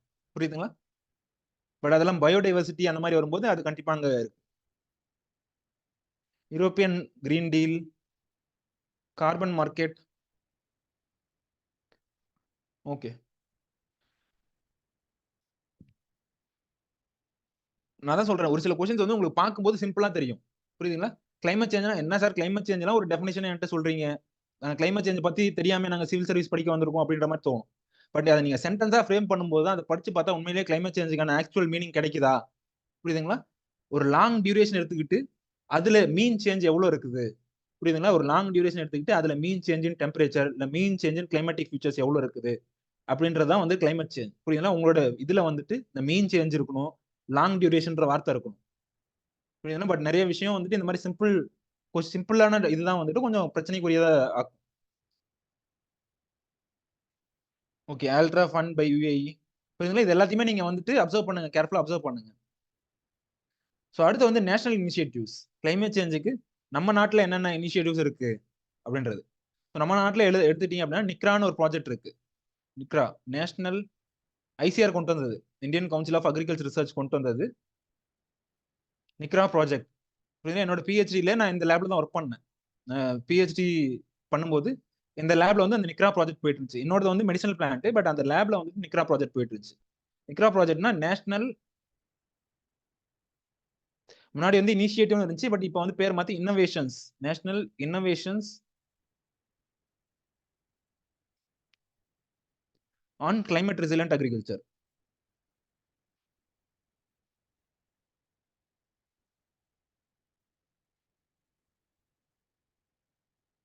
ஸோ ஐசிஆர் கொண்டு வந்தது. புரியுதுங்களா? அக்ரிகல்ச்சர்ல ஃபியூச்சர்ல கிளைமேட் சேஞ்ச் ஏற்பட போகுது, டெம்பரேச்சர் ரைஸ் ஆக போகுது. ஸோ அக்ரிகல்ச்சர் அதனால பாதிக்கப்பட போகுது.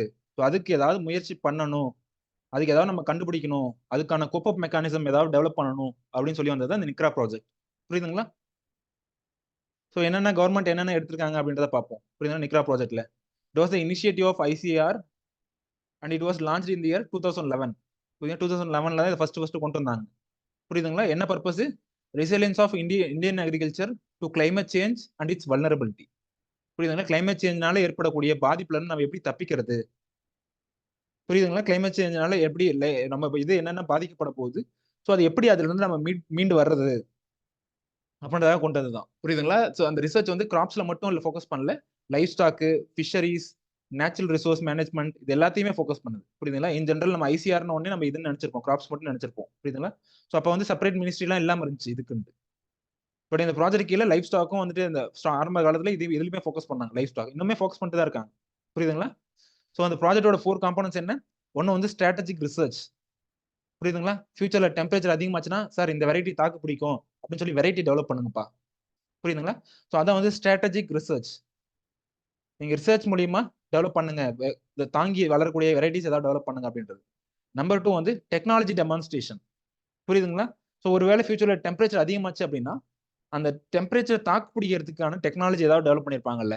புரியுதுங்களா? ஸோ இப்போ உதாரணத்துக்கு வாட்டர் குறைஞ்சது அப்படின்னா ஸோ அந்த இடத்துல வந்துட்டு ஓகே ஒழுங்கா ப்ராப்பரா ரெயின்ஃபால் இல்லை, ஸோ அந்த இடத்துல வந்து நாங்கள் புதுசாக ஒரு டெக்னாலஜி டெவலப் பண்ணியிருக்கோம்.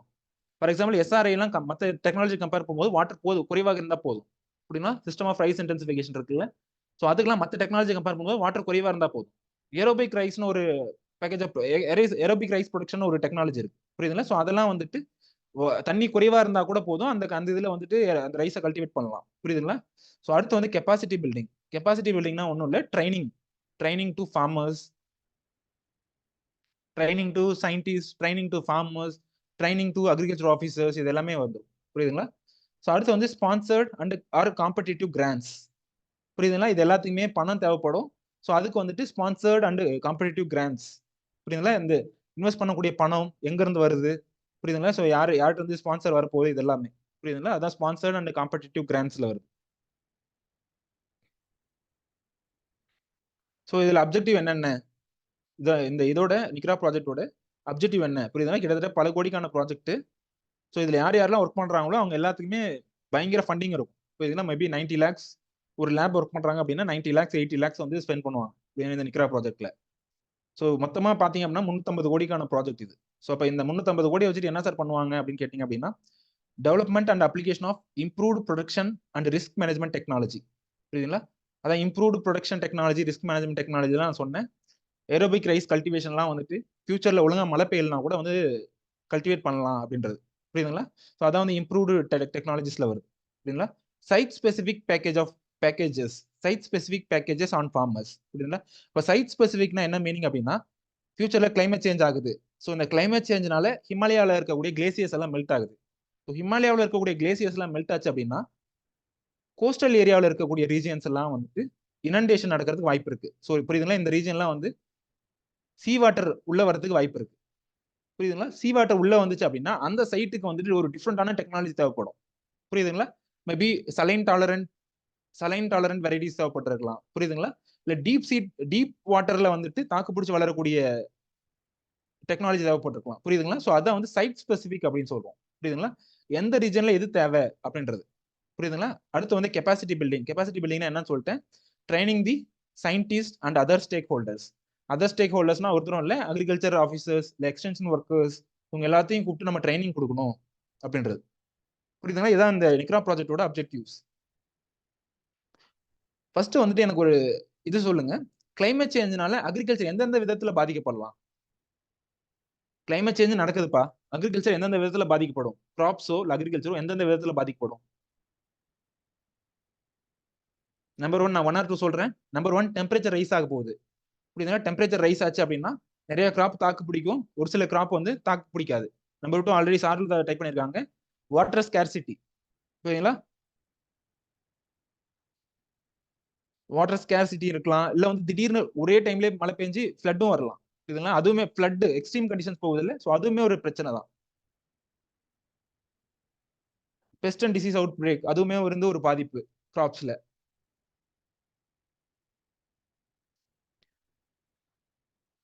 புரியுதுங்களா? இது எல்லாத்தையும் நம்ம தாக்கு பிடிச்சி இது எல்லாத்துக்கும் நம்ம இது எடுக்கும். புரியுதுங்களா? இனிஷியேட்டிவ்ஸ் எடுக்கும். புரியுதுங்களா? இப்போ best and disease out break இருக்கு அப்படின்னா, ஸோ எல்லா பெஸ்ட்டையும் பெஸ்ட் டிசீஸ் அவுட் பிரேக் இருக்கு அப்படின்னா, அது எப்படி அதுக்கு டாலரண்ட் வெரைட்டிஸ் ஏதாவது இருக்கா? இல்ல அதுக்கு பெஸ்டிசைட் ஏதாவது கெமிக்கல்ஸ் ஏதாவது டெவலப் பண்ணிருக்கோமா? இது ஃபியூச்சர்ல இந்த பெஸ்ட் இல்ல டிசீஸ் புதுசா எமர்ஜ் ஆகி வந்துச்சு அப்படின்னா, ஸோ அதை தாக்கு பிடிக்கிறது பெஸ்டிசைட் இருக்கா நம்மகிட்ட அப்படின்னு சொல்லி அதெல்லாம் தான் டெக்னாலஜில வருது. மான்சூன் ஃபெயிலியர்னு வரும்போது, மான்சூன் ஃபெயிலியர் ஆச்சு அப்படின்றத விட இந்த மான்சூன் வந்து எப்ப வரும் எப்ப போகுன்றது தெரியாம போயிடும். புரியுதுங்களா? இப்ப வந்துட்டு ஜூன் மந்த்ல வந்து ஜூன் 5 சம்திங் லைக் தட். புரியுதுங்களா? ஸோ அந்த டைம் வந்துட்டு சவுத் வெஸ்ட் மான்சூன் வருது அப்படின்னா, ஸோ ஃபியூச்சர்ல அது அப்பதான் வரும்னு சொல்ல முடியாது. புரியுதுங்களா? அதை விட டிலே கூட ஆகலாம். புரியுதுங்களா? ஸோ அந்த இதுதான் வந்துட்டு கிளைமேட் சேஞ்ச்னால வரக்கூடியது. புரியுதுங்களா? இது சால்ட் வாட்டர் இன்ட்ரூஷன்லாம் வந்துட்டு கிளைமேட் சேஞ்சோட எஃபெக்ட். புரியுதுங்களா? அதோட எஃபெக்ட் எல்லாமே. ஸோ மெல்ட் ஆகுது, கிளேசியர்ஸ் எல்லாம் மெல்ட் ஆகுது. ஸோ அதனால கோஸ்டல் ஏரியாஸ்ல சால்ட் வாட்டர்லாம் இன்க்ளூட் ஆகுது. புரியுதுங்களா? இதுவுமே ஒரு பாயிண்ட். ஸோ அடுத்த முக்கியமான இனிஷியேட்டிவ் நம்ம ஊர்ல எடுத்தது வந்து NAPCC. புரியுதுங்களா? 2008ல கொண்டு வந்தது national action plan on climate change. புரியுதுங்களா? National action plan for climate change 2008ல கொண்டு வந்தது. ஸோ இதோட பர்பஸ் என்ன? அதே இதுதான், reducing the emission intensity. Reducing the emission intensity of green house gas. புரியுதுங்களா? அந்த என்னென்ன கார்பன் டை ஆக்சைடு எமிட் ஆகுது இது எல்லாத்தையுமே நம்ம ரெடியூஸ் பண்ணணும் அப்படின்ற பர்பஸ்க்காக கொண்டு வந்தது தான். புரியுதுங்களா? The plan will rely on the support from developed countries. Developed countries இருக்குல்ல, லைக் யூரோப்பியன் கண்ட்ரிஸோ இல்லை வந்துட்டு அமெரிக்கன் கண்ட்ரிஸோ, புரியுதுங்களா? ஸோ அவங்க கிட்ட அந்த மாதிரி டெவலப்டு கண்ட்ரிஸ்ல இருந்து ஃபண்டிங்கை வாங்கிக்கிட்டு ஸோ இந்த NAPCCல நம்ம கொண்டு வந்திருக்கோம். புரியுதுங்களா? இந்த NAPCCல 8 மிஷன்ஸ் இருக்கு மொத்தமா. ஸோ நம்பர் 1 வந்து solar component, national solar mission. Number 2 வந்துட்டு national mission on sustainable habitat. இது national mission on sustainable habitat. மூணாவது வந்து ஹிமாலயன் எக்கோசிஸ்டம் ப்ரொடெக்ட் பண்ணணும் அப்படின்றது, national mission for sustaining the Himalayan ecosystem. நாலாவது வந்துட்டு national mission for enhanced energy efficiency. புரியுதுங்களா? Enhanced energy efficiency. இப்போ எனர்ஜி எஃபிஷியன்சி அச்சீவ் பண்ணோம் அப்படின்னாலுமே ஆட்டோமேட்டிக்காக நம்மளுக்கு இந்த எமிட் ஆகிற கேஸ் வந்து குறையும். புரியுதுங்களா? எங்கெங்கெல்லாம் வந்து நம்ம எனர்ஜி எஃபிஷியண்டாக யூட்டிலைஸ் பண்றோமோ, புரியுதுங்களா? இந்த லைட் எரியறதுக்கு வந்துட்டு குறைவா கரண்ட் இருந்தா போதும் அப்படின்னா, ஸோ எலக்ட்ரிசிட்டி ப்ரொடியூஸ் பண்றது மிச்சம். புரியுதுல? ஸோ இப்போ எலக்ட்ரிசிட்டி ப்ரொடியூஸ் பண்றது மிச்சம் அப்படின்னா, ஸோ உங்க ஆட்டோமேட்டிக்கா எமிஷனும் வந்து அங்கே குறையுது. புரியுதுங்களா? ஸோ நாலாவது வந்துட்டு அஞ்சாவது வந்துட்டு நேஷனல் வாட்டர் மிஷன். சிக்ஸ்த் வந்து strategic knowledge on climate change. புரியுதுங்களா? National mission on strategic knowledge on climate change. Seventh வந்து national mission on green India. Eighth வந்து national mission for sustainable agriculture. இது NMSCன்னு சொல்லுவோம். இது எல்லாமே NAPCC கீழே வருது. புரியுதுங்களா? ஸோ இது எல்லாமே NAPCC கீழே வருது. ஸோ அதுல நம்ம எடுத்த இனிஷியேட்டிவ்ஸ் இதெல்லாம். இது எல்லாமே ஒன் வே இல்லைன்னா அதர் வந்துட்டு it was linked with the climate change. Climate change control பண்ற மாதிரி இருக்கும். இல்லை கிளைமேட் சேஞ்ச் வந்துச்சுன்னா எப்படி நம்ம அதுல இருந்து தாக்கு பிடிச்சி வரணும் அப்படின்றத பத்தி இருக்கும். புரியுதுங்களா? இந்த கொஸ்டின் ஆன்சர் பண்ணுங்க, திரும்ப நம்ம சப்ஜெக்ட் போவோம்.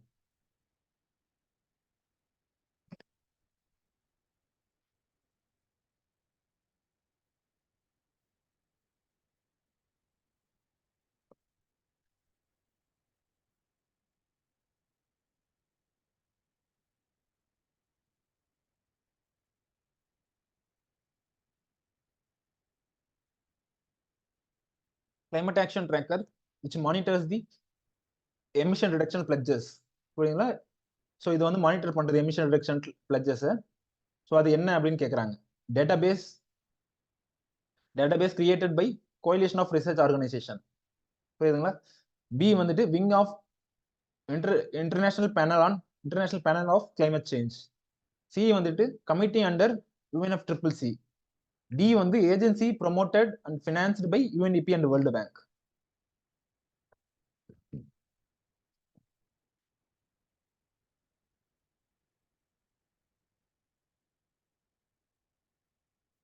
கிளைமேட் ஆக்ஷன் ட்ராக்கர் பத்தி நடத்தின இப்பதான்.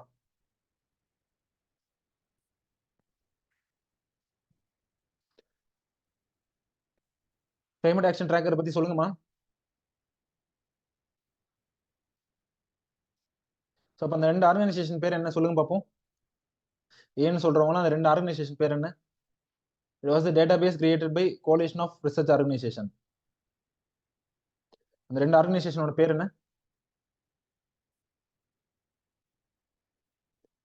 கிளைமேட் அனாலிட்டிக்ஸ், இன்னொன்று வந்து நியூ கிளைமேட் இன்ஸ்டியூட்.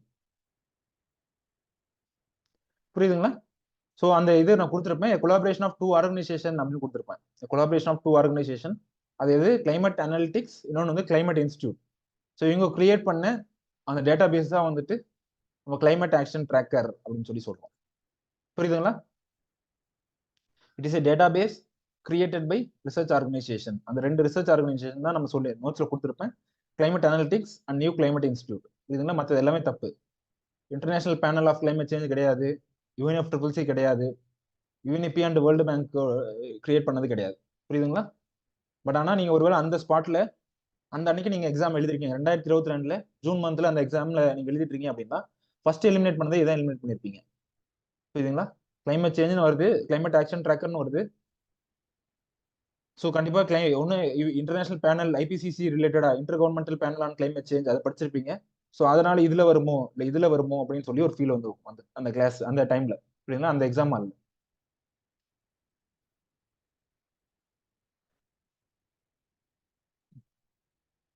புரியுதுங்களா? ஸோ அந்த எக்ஸாம் ஹாலில் பார்க்கும்போது ஏன்னா ஒரு சமயம் இதே தான் ஹிஸ்டரி ரிப்பீட்ஸ்னு சொல்லுவாங்க. இதே மாதிரி திரும்ப ரிப்பீட் ஆகும் இந்த டைம்லயுமே. ஏதாவது ஒன்று பார்த்த உடனே எலிமினேட் பண்ணுவீங்க, பட் அதுதான் ஆன்சரா இருந்திருக்கும்.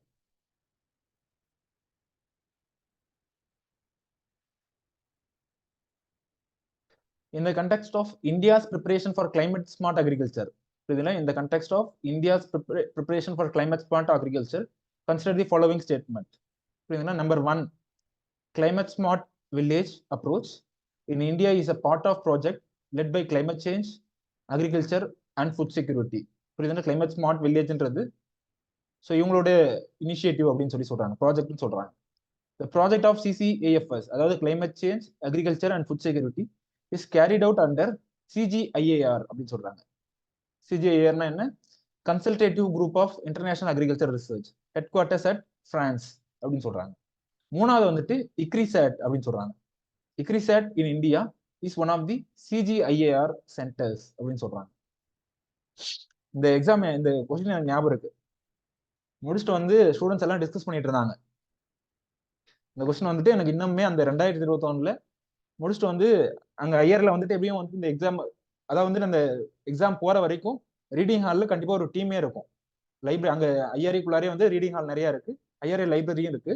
ஸோ உட்காந்துருக்கவங்க எல்லாம் சிவில் சர்வீஸ் படிக்கிறவங்க தான் இருப்பாங்க. முடிச்சுட்டு வந்துட்டு எப்படி வந்து இன்ஸ்டியூட்ல எப்படி ஆன்சர் கீ டிஸ்கஸ் பண்றாங்களோ அந்த மாதிரி இதை டிஸ்கஸ் பண்ணுவாங்க. இதை டிஸ்கஸ் பண்ணும்போது ஐஆர்ஏல இருக்க ஸ்டூடெண்ட்ஸ் நிறைய பேர் வந்து இந்த இந்த இதுல தப்பு பண்ணாங்க. புரியுதுன்னா இந்த செகண்ட் இதை வந்து தப்பு பண்ணாங்க. அது ஏன் தப்பு பண்ணாங்கன்றது எனக்கு இன்னுமே ஞாபகம் இருக்கு. வருஷம் மாறினாலுமே ஒரு இதையும் ஏன் தப்பு பண்ணாங்க அப்படின்றது எனக்கு ஞாபகம் இருக்குங்க. இப்போ இதுக்கு ஆன்சர் பண்ணுங்க பார்ப்போம்.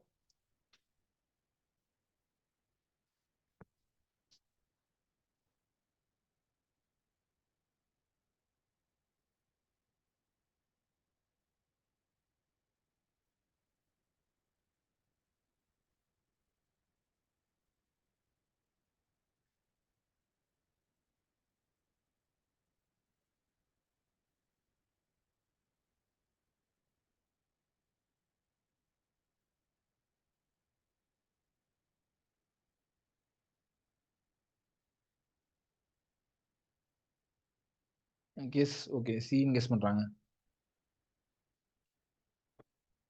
மத்தவங்க அட்லீஸ்ட் கெஸ்னா பண்ணுங்க.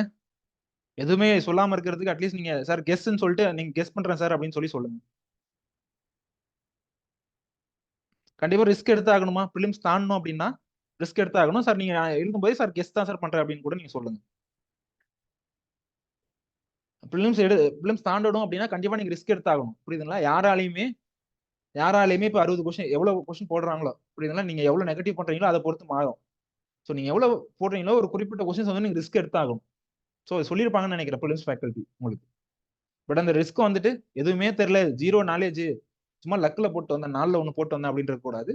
ஏதோ ஒரு பேசிஸ்ல லாஜிக்கலா இருக்கணும் அது இந்த ரிஸ்க்.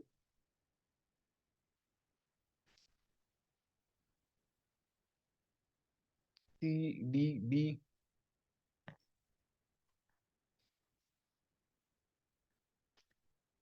மூணுமே சொல்லிட்டாங்க. பிசிடி மூணுமே சொல்லியிருக்காங்க.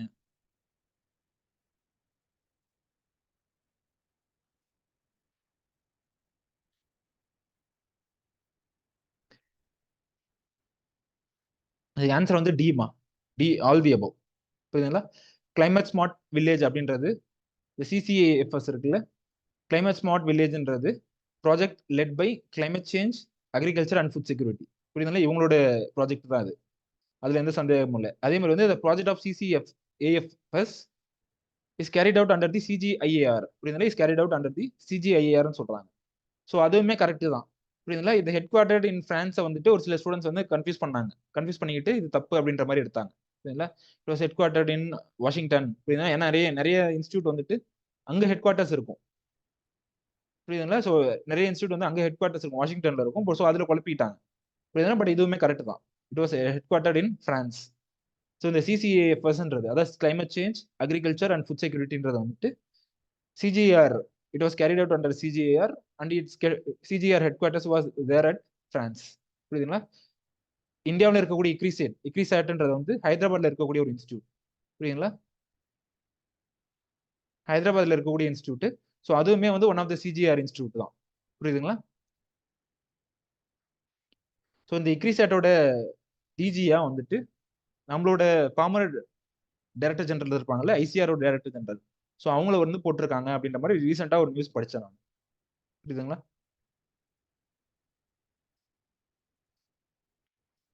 ஸோ இதுக்கு ஆன்சர் வந்து D all the above. Mostly இதான் லாஸ்ட் கொஸ்டினா இருக்கும். அதுக்கப்புறம் நம்ம திரும்ப சப்ஜெக்ட்டுக்கு போயிடலாம். Global alliance for climate smart agriculture. இதுனா global alliance for climate smart agriculture. So அதை பத்தி கேட்குறாங்க. GACSA is an outcome of climate summit held at Paris. புரியுதுங்களா? It is an outcome of climate summit held at Paris. Membership of GACSA does not create any binding obligations. Does not create any binding obligations. India was instrumental in the creation of Global Alliance for Climate Smart Agriculture அப்படின்னு சொல்றாங்க. Select the correct answer using the code below.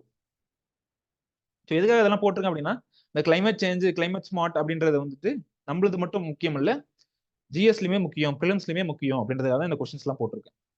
இன்னுமே போட்டிருக்க முடியும், இன்னுமே add பண்ணிருக்க முடியும் என்னால. But இதோட போதும், ஏன்னா வந்துட்டு நிறைய ஆட் பண்ணோம் அப்படின்னாலுமே நமக்கு டைம் ரொம்ப கன்சியூம் ஆயிடும்.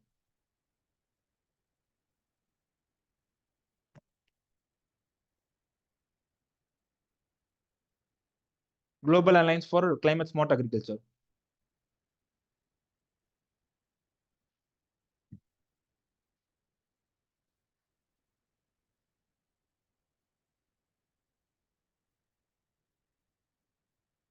பி கெஸ் பண்ணிருக்காங்க.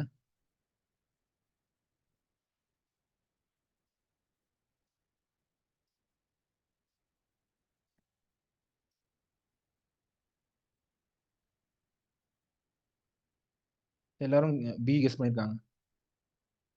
ஏ.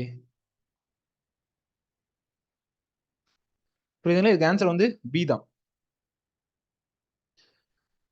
ஸோ காக்ஸா வந்துட்டு பாரிஸோட இது அப்படின்னு சொல்றாங்க, 2018 பாரிஸோடன்னு சொல்றாங்க. பட் காக்ஸா வந்து அதுக்கு முன்னாடியே வந்துட்டு ஸ்டார்ட் பண்ணிருப்பாங்க, 2014 கொண்டு வந்திருப்பாங்க. Global alliance for climate smart agriculture வந்து இந்த பாரிஸ் சமிட் இருக்குல்ல, ஸோ அதுக்கு முன்னாடியே கொண்டு வந்திருப்பாங்க இந்த காக்ஸான்றது. So membership of GACSA does not create any binding application. புரியுதுங்களா? இது வந்து கரெக்ட் தான். Does not create any binding applications. புரியுதுங்களா? மூணாவது வந்து India was instrumental in the creation. Mostly India was இன்ஸ்ட்ருமெண்டல்னா நம்ம கரெக்ட்னு பார்த்தே பழகிருப்போம். பட் இந்த இதுல வந்து இந்தியா வாஸ் நாட் இன்ஸ்ட்ருமெண்டல். புரியுதுங்களா? India was not instrumental in the creation of GACSA. But ஒரு சில என்ஜிஓஸ் வந்துட்டு இருந்திருக்காங்க. புரியுதுங்களா? However few Indian NGOs are its members. புரியுதுங்களா? அதோட மெம்பரா இருக்காங்க. பட் அதோட ஃபவுண்டேஷன்ல இல்ல அதோட கிரியேஷன்ஸ்ல வந்துட்டு இந்தியாவுக்கு வந்து ஒரு முக்கியமான ரோல் எதுவும் கிடையாது. புரியுதுங்களா?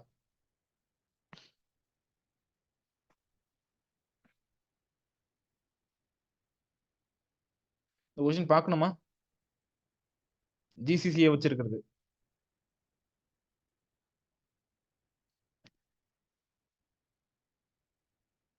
குளோபல் இனிஷியேட்டிவ்ஸ் நிறைய பார்த்தோம். ஸோ அதில் இதுவுமே ஒன்று. குளோபல் கிளைமேட் சேஞ்ச் அலையன்ஸ்ன்றதுமே ஒன்று. Global climate change Alliance it is an initiative of European Union. It provides technical and financial support to developing countries to integrate climate change into their development budgets. It is coordinated by World Resource Institute and World Business Council for Sustainable Development. கண்டிப்பா இப்ப நடத்துனதை வச்சு சொல்லியிருக்கலாம். கண்டிப்பா ஒண்ணு வந்துட்டு இருக்கணும். So ஒண்ணு இருக்கணும்னாலே 3ம் பியும் சியும் எலிமினேட் ஆயிடுது.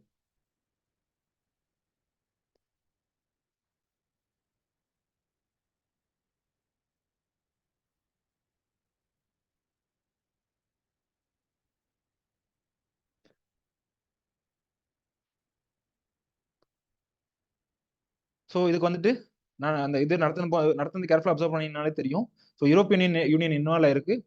It it provides the support to developing countries. So அதுலயுமே எந்த சந்தேகமும் இல்லை. புரியுதுங்களா? என்னென்ன கண்ட்ரிஸ் அப்படின்றதையுமே அந்த மேப்ல பார்த்தோம். புரியுது என்னென்ன கண்ட்ரிஸ் இன்வால்வ் ஆயிருக்கு, எது இதெல்லாம் பாதிக்கப்படுது அப்படின்றதெல்லாம் அந்த மேப்ல பார்த்தோம். பட் ஏன்னா இந்த லாஸ்ட் இது வந்து it is being coordinated by World Resource Institute இல்ல வந்துட்டு World Business Council for Sustainable Development இது ரிலேட்டடா எதுவுமே நம்ம பார்க்கல. புரியுதுங்களா? ஸோ அதை பத்தி எதுவுமே எங்கேயுமே மென்ஷன் பண்ணவே இல்லை. புரியுதுங்களா? ஸோ அதனால இந்த லாஸ்ட் இது வந்து தப்பு. புரியுதுங்களா? அட்லீஸ்ட் நீங்க வந்துட்டு இந்த ரெண்டை கான்ஃபிடென்ட்டா எலிமினேட் பண்ணிருக்கலாம். பட் இந்த ரெண்டுல வந்துட்டு நீங்க கொஞ்சம் கெஸ் ஒர்க் பண்ற மாதிரி இருந்திருக்கும். புரியுதுங்களா? ஸோ இது நடத்துனதுனால கண்டிப்பா இந்த 3வது பாயிண்ட் நீங்க எலிமினேட் பண்ணிருக்கலாம்.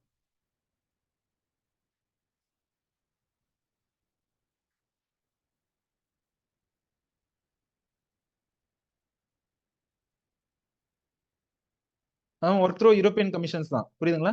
இது ஒர்க்ஸ் த்ரூ யூரோப்பியன் கமிஷன்ஸ். அதுல எந்த சந்தேகமும் இல்லை. ஸோ இவங்க ஏதாவது அது பார்ட்னரா இருக்காங்களா? ஒரு சில சமயம் அவங்க ஒர்க் பண்ணாலுமே இவங்க அதுல ஏதாவது இன்வால்வ் இருக்காங்களா அப்படின்ற ஒரு கன்ஃபியூஷன் வரும். புரியுதுங்களா? It is being coordinated by World Research Institute கண்டிப்பா தப்பு தான். பட் இது சம்டைம்ஸ் ஒருவேளை இவங்களும் இன்வால்வ் ஆயிருப்பாங்களோ அப்படின்ற ஒரு ஃபீல் கிடைக்கும். புரியுதுங்களா? ஸோ அந்த இது வந்துட்டு அந்த எக்ஸாம்ல வந்திருக்கும். பட் இப்போ வந்துட்டு எந்த சந்தேகமும் இல்லை.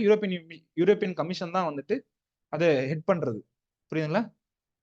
ஸோ அந்த ஒர்க்கை வந்துட்டு யூரோப்பியன் கமிஷன் மூலியமா தான் ரன் ஆயிட்டு இருக்கு. பட் அந்த ஸ்பாட்ல நான் சொல்றேன், ஸ்பாட்ல வரும்போது ஒருவேளை இதுவும் வருமோ அப்படின்ற ஒரு ஃபீல் இருக்கும்.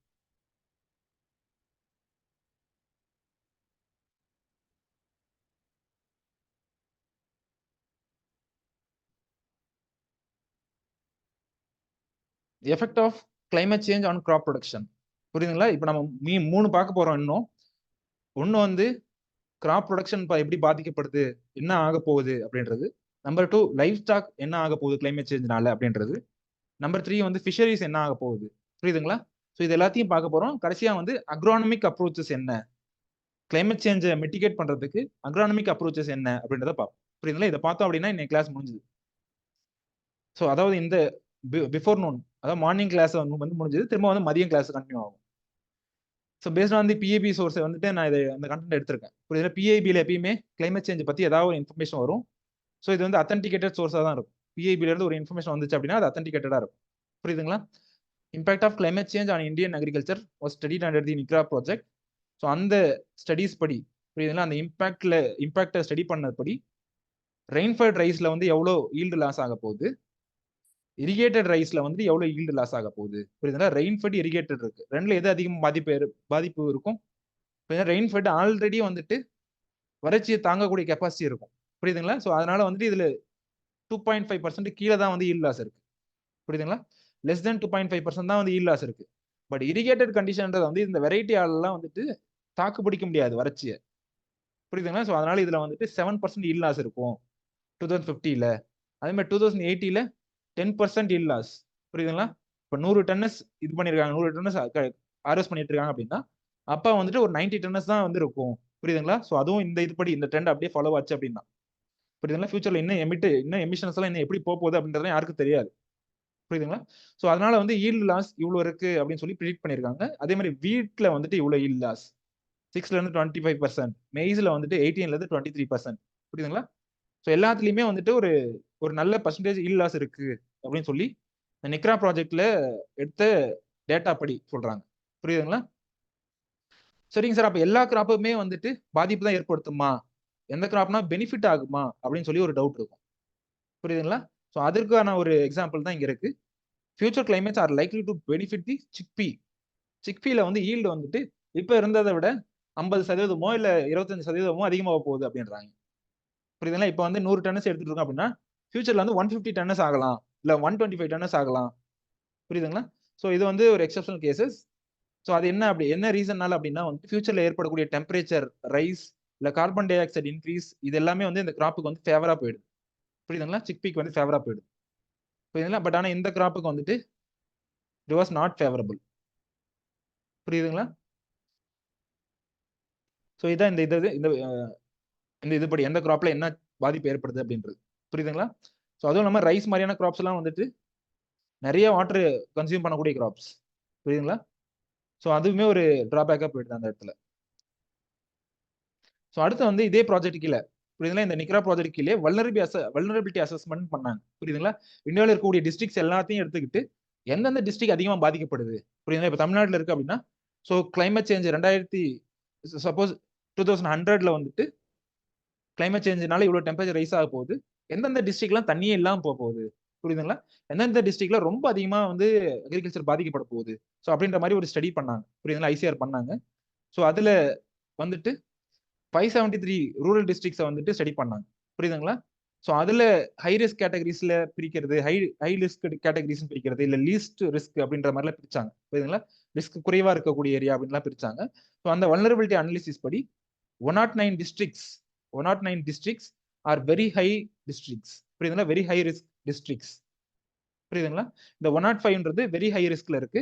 அதே மாதிரி 201ன்றது ரிஸ்க்ல இருக்கு. புரியுதுங்களா? வெரி ஹை, இது வந்து நார்மல் ரிஸ்க். புரியுதுங்களா? வெரி ஹை ரிஸ்க், இது வந்து ரிஸ்க் கேட்டகரியில இருக்கு. புரியுதுங்களா? மற்றதெல்லாம் வந்து அதுக்கு குறைவான ரிஸ்க்ல இருக்குது. புரியுதுங்களா? ஸோ அது வந்து பிரச்சனை இல்லை அப்படின்ற மாதிரி இருக்கும். புரியுதுங்களா?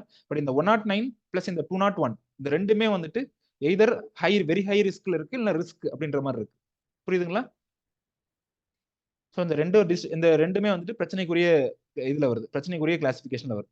புரியுதுங்களா? இதெல்லாம் எப்படி சார் ஃபியூச்சர்ல எப்படி சார் ரிஸ்க் இருக்குன்னு சொல்றாங்க? டெம்பரேச்சர் ரைஸ் ஆகுறது எப்படி வேணாலும் இருக்கலாம்ல சார் அப்படின்ற மாதிரி ஒரு இருக்கும். ஸோ இது எல்லாமே வந்துட்டு using the models, using the simulation models அப்படின்னு சொல்லுவோம். அதை நம்ம சாஃப்ட்வேர்ல நம்ம டெம்பரேச்சர் ட்ரெண்டு, ஈல்டு ட்ரெண்ட் இதெல்லாம் கொடுத்தோம் அப்படின்னா அந்த சாஃப்ட்வேர் அனலைஸ் பண்ணி அதுவே கொடுத்துரும். புரியுதுங்களா? ஸோ இதெல்லாம் ஸ்டடி பண்ணதை வந்துட்டு using the simulation modelling studies அப்படின்னு சொல்றோம். புரியுதுங்களா? ஸோ இந்த டிஸ்ட்ரிக்ட்ஸ்ல வந்துட்டு 1 to 1.3 டிகிரி செல்சியஸ் ஒரு குறிப்பிட்ட டிஸ்ட்ரிக்ட்ஸ்ல இருக்கும். அதே மாதிரி 1.3 1.6 டிகிரி செல்சியஸ் இன்க்ரீஸ் வந்துட்டு ஒரு பர்டிகுலர் டிஸ்ட்ரிக்ட்ஸ்ல இருக்கும் அப்படின்னு சொல்றாங்க. புரியுதுங்களா? இந்த ஸ்டடிஸ் படி. புரியுதுங்களா? அட்லீஸ்ட் 1 டிகிரி செல்சியஸ் ரைஸ் இருக்கு, இல்ல வந்து 1.3 டிகிரி செல்சியஸ் ரைஸ் இருக்கு. புரியுதுங்களா? 256 பிளஸ் 157 புரியுதுங்களா? மொத்தமா 413 டிஸ்ட்ரிக்ட்ல வந்துட்டு அட்லீஸ்ட் 1 டிகிரி செல்சியஸோ அதுக்கு மேலேயோ வந்து டெம்பரேச்சர் ரைஸ் ஆக போகுது. புரியுதுங்களா? 2049 இது.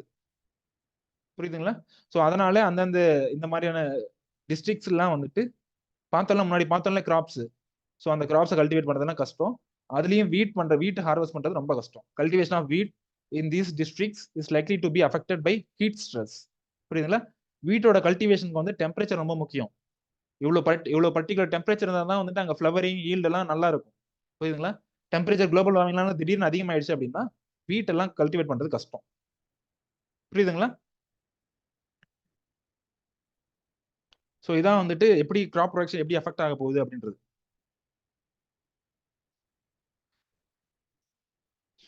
இது வந்துட்டு steps undertaking under நிக்ரா project.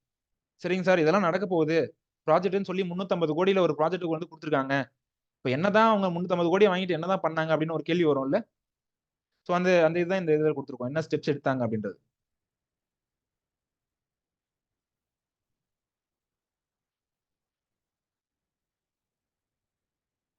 So number 1 வந்துட்டு வீட்டில் ஜெர்ம் பிளாசம், புரியுதா, வீட்டில் இருக்கக்கூடிய ஜெர்ம் பிளாசம் இல்லை அட்வான்ஸ்டு ப்ரீடிங் லைன்ஸ் எல்லாம் இருக்குல்ல, ஸோ அதெல்லாம் ஃபியூச்சர்ல டெம்பரேச்சர் ரைஸ் ஆக போது நமக்கு தெரிஞ்சிருச்சு. புரியுதுங்களா? நம்மகிட்ட டைவர்ஸ் ஜெர்ம் பிளாசம் இருக்கு. புரியுதுங்களா? ஒரு ஒரு ஊர்லயும் ஒரு ஒரு ரகங்கள் இருக்கு, நெல் ரகங்கள் இருக்கும். புரியுதுங்களா? ஒரு ஒரு யூனிவர்சிட்டியும் வந்துட்டு நிறைய வெரைட்டிஸோ இல்லை ப்ரீடிங் லைன்ஸோ டெவலப் பண்ணி வச்சிருப்பாங்க. எல்லாத்தையும் கலெக்ட் பண்ணி வைங்க. புரியுதுங்களா? கலெக்ட் பண்ணி வைக்கிற வேலை என்பிபிசிஆரோட. புரியுதுங்களா?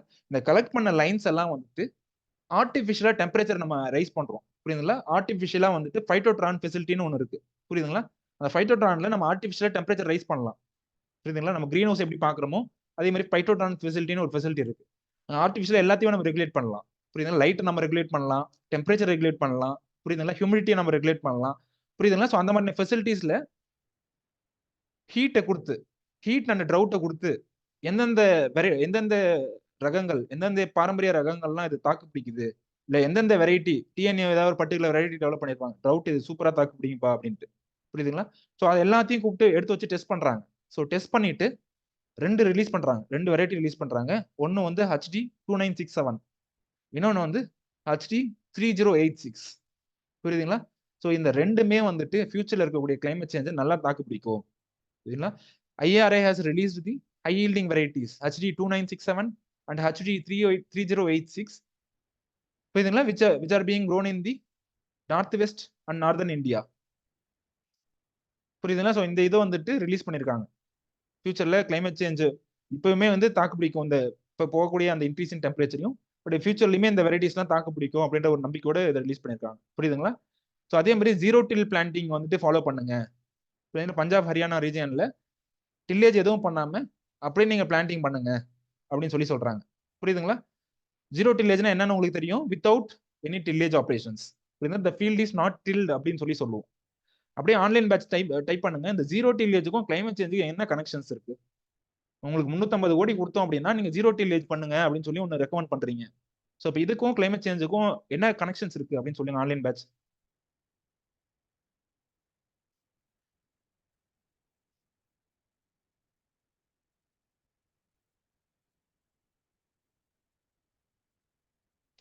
ஜீரோ டில்லேஜுக்கும் கிளைமேட் சேஞ்சுக்கு என்னமா லிங்க் இருக்கு? ஓகே, நம்பர் 1, டில்லேஜ் இன்க்ரீசஸ் தி CO2 எமிஷன்ஸ். புரியுதுங்களா? ஸோ அது ஒரு அட்வான்டேஜ், கரெக்டான ஒரு விஷயம். இதே கொஸ்டின் இந்த டைம் கேட்டிருக்காங்க. புரியுதுங்களா? Nivetha, Pavithra Devi, Janani, conservative tillage, conventional tillage என்ன டிஃபரன்ஸ் எழுதுங்கப்பா அப்படின்னு கேட்டிருக்காங்க. Conservation tillage and conventional tillage difference என்னன்னு கேட்டிருக்காங்க. ஸோ இதெல்லாம் கிளாஸ் கேர்ஃபுல்லா அப்சர்வ் பண்ணாலே நீங்க எழுதிடலாம். கிரீன் ஹவுஸ் எமிஷன் வந்து ரிலீஸ் ஆகிறது தடுக்கலாம் சார் அப்படின்னு சொல்லி எல்லாம் சொல்லி எழுதிருக்கீங்க. ஸோ அதுவுமே நல்ல விஷயம் தான், இதெல்லாம் இல்லைன்னு சொல்லல. ஸோ இன்னொன்று என்ன அப்படின்னா வந்து வாட்டர் ப்ராப்ளம் சொல்லியிருப்போம்ல, ஃபியூச்சர்ல வந்து வாட்டர் ப்ராப்ளம்ட்டு இதுவுமே கிட்டத்தட்ட ஒரு மல்ச்சிங் தான். புரியுதுங்களா? இந்த ஜீரோ டில்லேஜ்னால ப்ரீவியஸ் கிராப்ஸோட ஸ்டபிள்ஸ் அப்படியே இருக்கு பாத்தீங்களா இந்த இடத்துல. ஸோ இதுவுமே கிட்டத்தட்ட ஒரு மல்ச்சஸ் மாதிரி தான். ஸோ புரியுதுங்களா? இந்த மல்ச்சஸ்னால இப்போ என்ன ஆகுது, வாட்டர் கன்சர்வ் ஆகுது.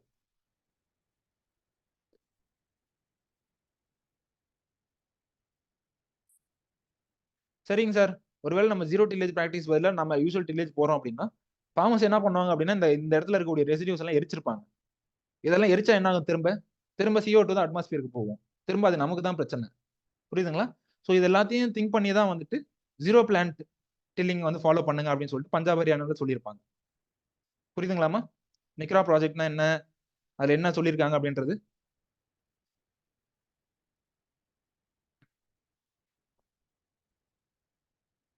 So effect of climate change on life stock.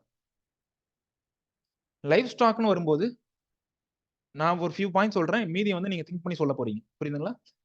So life ஸ்டாக்ல வந்து எதெல்லாம் உருவத்துல சின்னதா இருக்கோ, புரியுதுங்களா? உருவத்துல சின்னதா இருக்குன்னா லைக் கோட்ஸ் வந்துட்டு சின்னதா இருக்கு. புரியுதுங்களா? ஸோ இதெல்லாம் வந்து ஸ்மால் சைஸ்ல இருக்கும். ஸோ அதெல்லாம் வந்து ஃபியூச்சர்ல அந்த டெம்பரேச்சர் இன்க்ரீஸை தாக்கு பிடிக்கும் அப்படின்னு சொல்லியிருப்பாங்க. புரியுதுங்களா? சப்போஸ் கோட்ஸ் இருக்கு, இன்னொன்னு வந்து கவுஸ் இருக்கு. புரியுதுங்களா? இருக்கிறதுலே ஸ்மாலா இருக்கிறது இது வந்து கம்பேரிட்டிவ்லி லார்ஜர் இன் சைஸ். புரியுதுங்களா? So it can dissipate the heat. It can dissipate heat easily. புரியுதுங்களா? ஸோ ஒருவேளை ஃபியூச்சர்ல டெம்பரேச்சர் அதிகமாச்சு அப்படின்னா இது வந்து அந்த ஹீட்டை வந்து ஈஸியா வந்துட்டு இது பண்ணிடும், ஈஸியா டாலரேட் பண்ணிடும். பட் இந்த large sized animals, large sized cattles இருக்குல்ல, ஸோ இதெல்லாம் வந்துட்டு it cannot dissipate heat easily அப்படின்னு இருக்கும். புரியுதுன்னா? ஸோ அப்போ அதிகமாக பாதிக்கப்படுறது யாரு?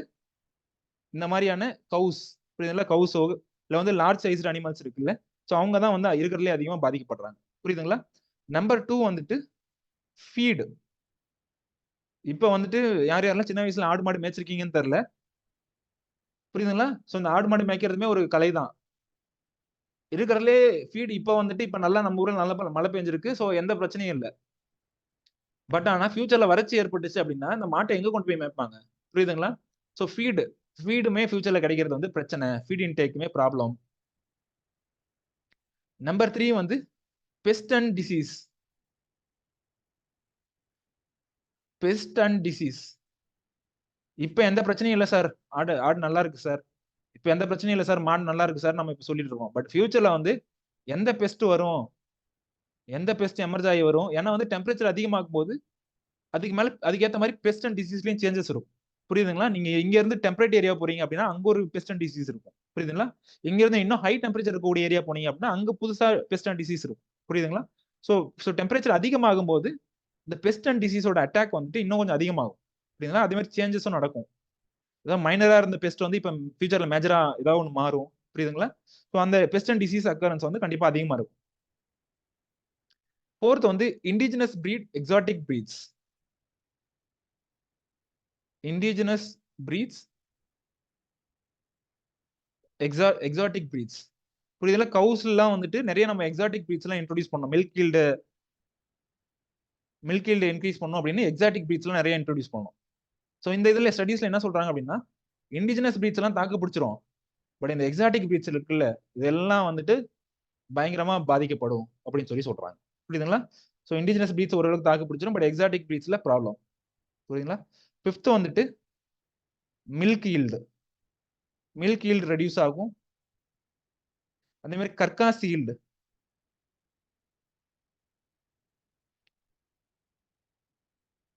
புரியுதுங்களா? கர்காஸ்னா ஒண்ணும் இல்ல, இந்த ஸ்கின் அப்படின்ற மாதிரி மீனிங். புரியுதுங்களா? ஸ்கின்ல வந்துட்டு அதோட அந்த இது இருக்குல்ல, மேல இருக்கக்கூடிய லேயர்ஸ், பீஃப் சாப்பிட்றவங்க யாரா இருக்கீங்களா என்னன்னு தெரியல, பட் அந்த இது போர்ஷன் இருக்குல்ல, ஸோ அந்த ஃபிளஷ் இருக்குல்ல, ஸோ அது எல்லாமே கர்காஸ் அப்படின்னு சொல்லுவோம்.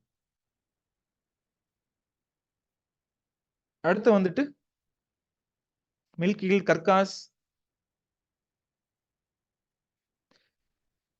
அதோட ரீப்ரொடக்ஷனுமே டு சம் எக்ஸ்டென்ட் வந்து பாதிக்கப்படுது. புரியுதுங்களா? இது எல்லாமே வந்து பாதிக்கப்படுது ஃபியூச்சர்ல டெம்பரேச்சர் ரைஸ் ஆகிறதுனால அப்படின்னு சொல்றோம். புரியுதுங்களா?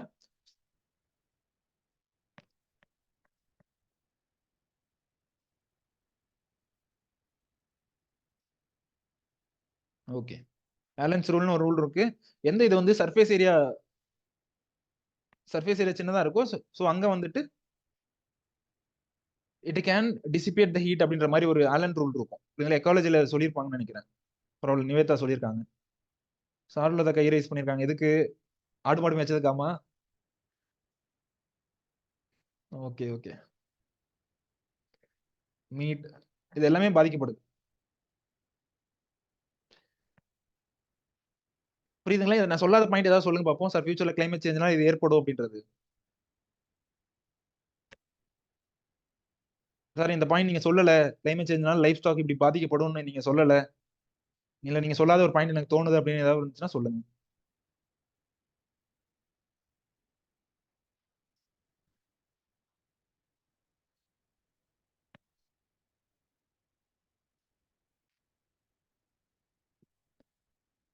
Okay okay.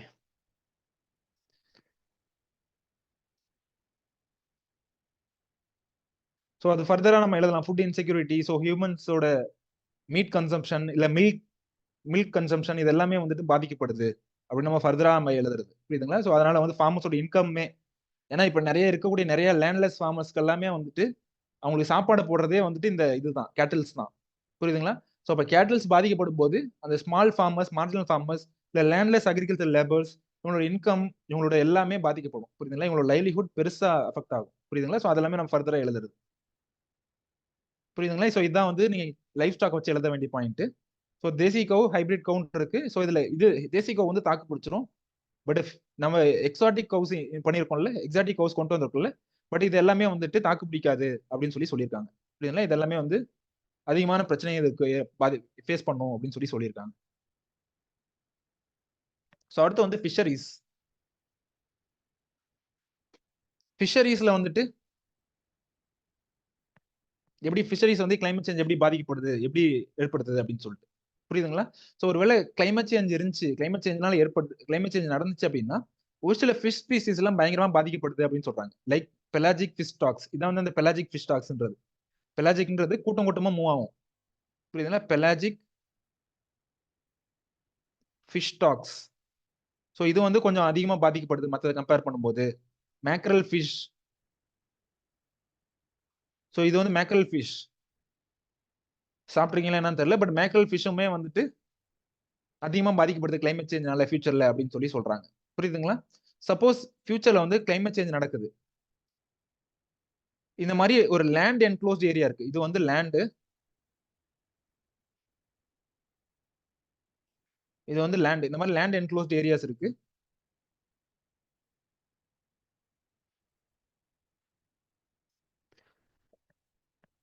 இது வந்து வாட்டர்.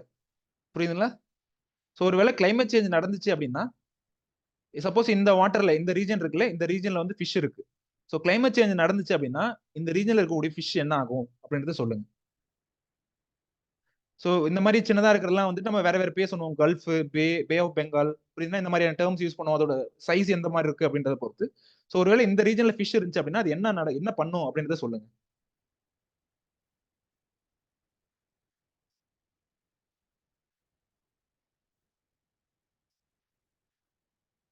இந்த ரீஜன்ல ஃபிஷ் இருந்துச்சுன்னா என்ன ஆகும்? லேண்டை ஒட்டி இருக்கக்கூடிய ஏரியால செமி என்க்ளோஸ்ட் ஏரியாஸ்ல இருக்கு.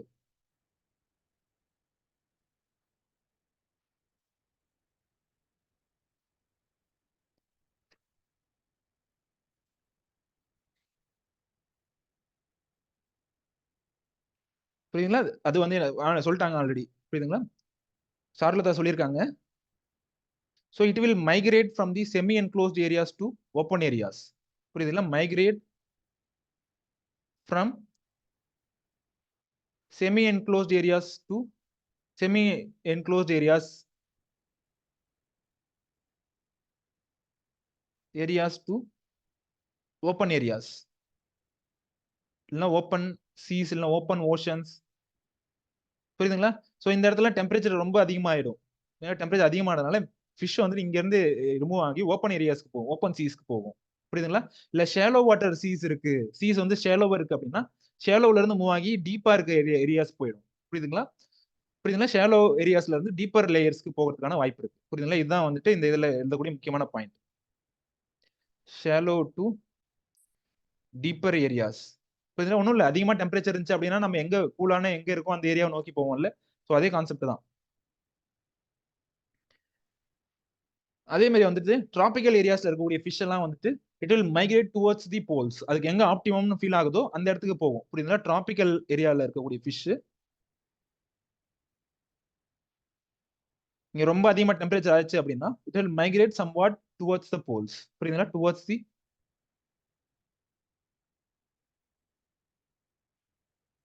தி போல்ஸ்.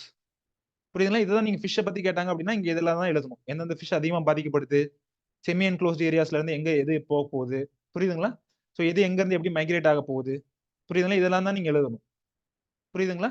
ஸோ அது இல்லாம இதுலயும் ஃபிஷ்லயும் வந்துட்டு ரீப்ரொடக்ஷன் ரேட் பயங்கரமா பாதிக்கப்படுது. புரியுதுங்களா? ரீப்ரொடக்ஷன் ரேட் பாதிக்கப்படுது. புரிஞ்சுங்களா? இதான் வந்து நீங்க ஃபிஷ்ல எழுத வேண்டிய பாயிண்ட்ஸ்.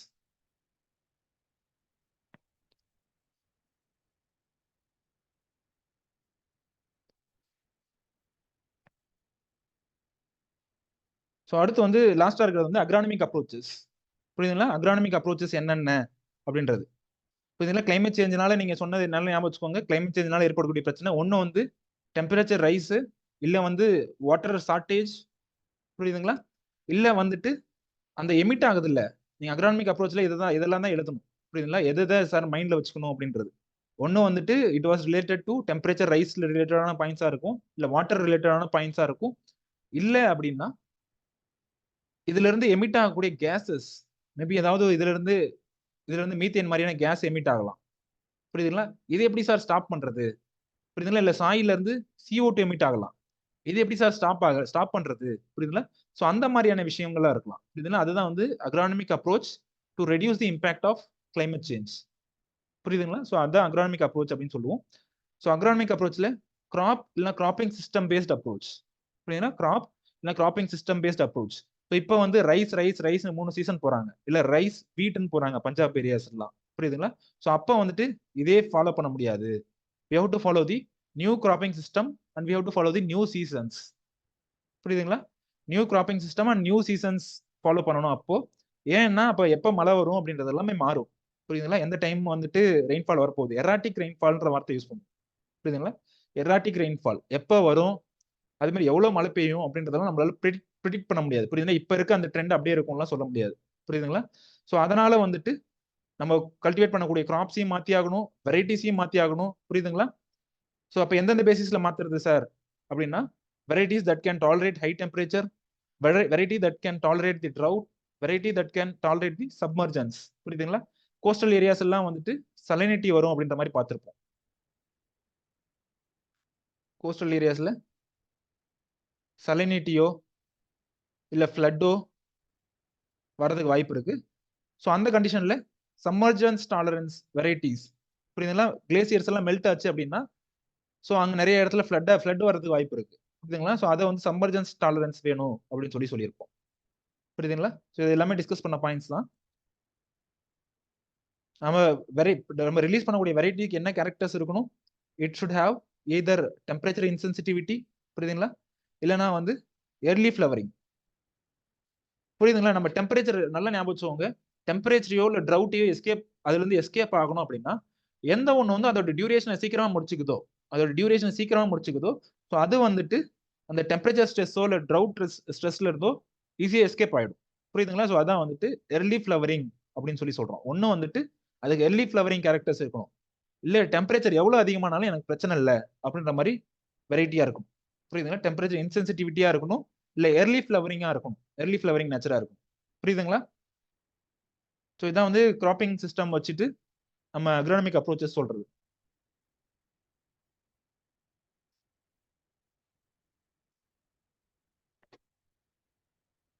எஃபிமெரல்ஸ்னா ஷார்ட் லைஃப் ஸ்பேன் இருக்கக்கூடியது. புரியுதுங்களா? பரவாயில்ல, சொல்ற எல்லாத்துக்குமே டெக்னிக்கல் வேர்டும் சொல்றாங்க. Nivetha, Allen rule, எஃபிமெரல்ஸ்.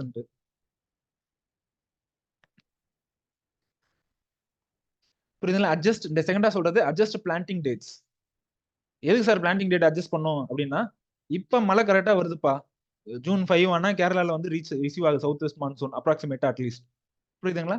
பட் ஆனா ஃபியூச்சர்ல ஜூன் 5 வருமா, ஜூன் ஃபர்ஸ்ட் வீக் வருமா அப்படின்றத வந்து சொல்ல முடியாது. புரியுதுங்களா? மேபி இதை விட ஜூன் 5 வர்றது வந்து ஜூலைல கூட வரலாம், இல்ல ஆகஸ்ட்ல கூட வரலாம். புரியுதுங்களா? ஸோ அதை பொறுத்து நம்மளோட பிளான்டிங் டேட்ஸை மாத்தி ஆகணும். புரியுதுங்களா? நம்ம கிட்ட இருக்கிறது mostly dryland agriculture, rainfed agriculture தான் அதிகமா இருக்கு. புரியுதுங்களா? ட்ரைலேண்டோ இல்ல ரெயின்ஃபெடோ. ஸோ அப்ப இந்த மழையை சார்ந்து இருக்கிறதுனால மழை எப்போ வருதோ அதுக்கேற்ற மாதிரி உங்க பிளான்டிங் டேட்ஸை மாத்தி ஆகணும். புரியுதுங்களா? ஸோ அதான் வந்து they should take the advantage of wet period. எந்த டைம் மழை வருதோ அதுக்கேற்ற மாதிரி அவங்களோட பிளான்டிங் டேட்ஸை மாத்தி ஆகணும். புரியுதுங்களா? நம்ம சொல்றது எல்லாமே அக்ரானமியில வச்சு சொல்றோம். புரியுதுங்களா? ஸோ அடுத்து வந்து எந்த பெஸ்ட் எமர்ஜ் ஆகும், எந்த பெஸ்ட் டிசீஸ் வரும் போகும் அப்படின்றது நமக்கு தெரியாது. திடீர்னு லோக்கஸ்ட் அவுட் பிரேக்னு சொல்லுவாங்க. லோக்கஸ்ட் அவுட் பிரேக் ஆனதுனால மொத்த ஃபீல்டும் வைப் அவுட் ஆயிடுச்சு அப்படின்னு சொல்லி பார்ப்போம். என்ன சார் எதுக்கு சார் திடீர்னு இந்த லோக்கஸ்ட் வந்துச்சு அப்படின்னு கேட்டா, அந்த லோக்கஸ்ட்டை வந்து எல்னினோட லிங்க் பண்ணுவாங்க, இல்ல லோக்கஸ்ட் வந்து கிளைமேட் சேஞ்சோட லிங்க் பண்ணி விட்டுருவாங்க. லோக்கஸ்ட் வரும்போதே தெரிஞ்சு கண்ட்ரோல் பண்ண வேணாமா? புரியுதுங்களா? ஸோ அதுதான் வந்துட்டு அது எல்லாமே வந்துட்டு இன்டகிரேட்டட் பெஸ்ட் மேனேஜ்மெண்ட்ல வந்து புரியுதுங்களா? அந்த பெஸ்ட் அண்ட் டிசீஸ் அட்டாக்கை வந்துட்டு நம்ம மேனேஜ் பண்றது. புரியுதுங்களா? அடுத்து வந்து scientific agro forestry. So agro ஃபாரஸ்ட்ரினா என்ன? Agriculture plus forestry. Agriculture plus forestry. புரியுதுங்களா? இந்த ஃபாரஸ்ட்ரிஸ் இருக்குல்ல, the forestries they serve as the carbon sink. புரியுதுங்களா? ஸோ அதனால வந்துட்டு வெறும் அக்ரிகல்ச்சர் கிராப்ஸ் மட்டும் நீங்க க்ரோ பண்ணாதீங்க, ஃபாரஸ்ட்ரீஸையும் நீங்க கல்டிவேட் பண்ணுங்க. ஸோ அந்த ரெண்டையும் கல்டிவேட் பண்றதா வந்து அக்ரோ ஃபாரஸ்ட்ரின்ற வார்த்தை நம்ம யூஸ் பண்றோம். ஸோ அது எதுக்காக கல்டிவேட் பண்றோம் அப்படின்னா தே சர்வஸ் தி கார்பன் சிங்க். புரியுதுங்களா? ஸோ அதனால நம்ம கிளைமேட் சேஞ்சை ஓவர் கம் பண்றோம் அப்படின்னு சொல்லி சொல்றோம். புரியுதுங்களா? அக்ரானமிக் அப்ரோச்சஸ்ல. ஸோ அடுத்து வந்து இன்டர் கிராப்பிங்ப்பா. இன்டர் கிராப்பிங்னால ஸோ இந்த மாதிரி வெறும் கிராப் மட்டும் முன்னாடி கல்டிவேட் பண்ணிட்டு இருக்கோம். பட் இப்போ கிளைமேட் சேஞ்சை மிட்டிகேட் பண்றதுக்காக இன்டர் கிராப்பிங் பண்ணுங்க அப்படின்னு சொல்றாங்க. புரியுதுங்களா? ஸோ இந்த இன்டர் கிராப்பிங்க்கும் கிளைமேட் சேஞ்சுக்கு என்ன சார் லிங்க் இருக்கு அப்படின்னு சொல்லி கேட்பீங்க. புரியுதுங்களா? ஸோ சொல்லுங்க பார்ப்போம், கிளைமேட் சேஞ்சுக்கு இன்டர் கிராப்பிங்க்கு என்ன லிங்க் இருக்குன்ட்டு. நல்லா ஞாபகம், நீங்க எழுதக்கூடிய பாயிண்ட்ஸ் எல்லாம் அக்ரானமியோட கொஞ்சம் லிங்க் ஆகிற மாதிரி இருக்கும். கிளைமேட் சேஞ்சுக்கும் இன்டர் கிராப்பிங்க்கு என்ன லிங்க் இருக்கு?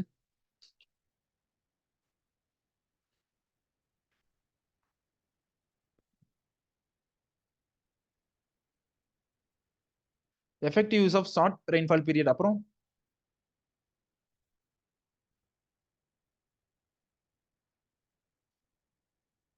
எஃபெக்டிவ் யூஸ் இல்லைன்னா எஃபிஷியன்ட் யூஸ். ஒரு ஷார்ட் டியூரேஷன்ல தான் மழை வருது அப்படின்னா ஸோ 2 கிராப்பும் போட்டு கல்டிவேட் பண்ணிடுறோம் ஒரே டைம்ல.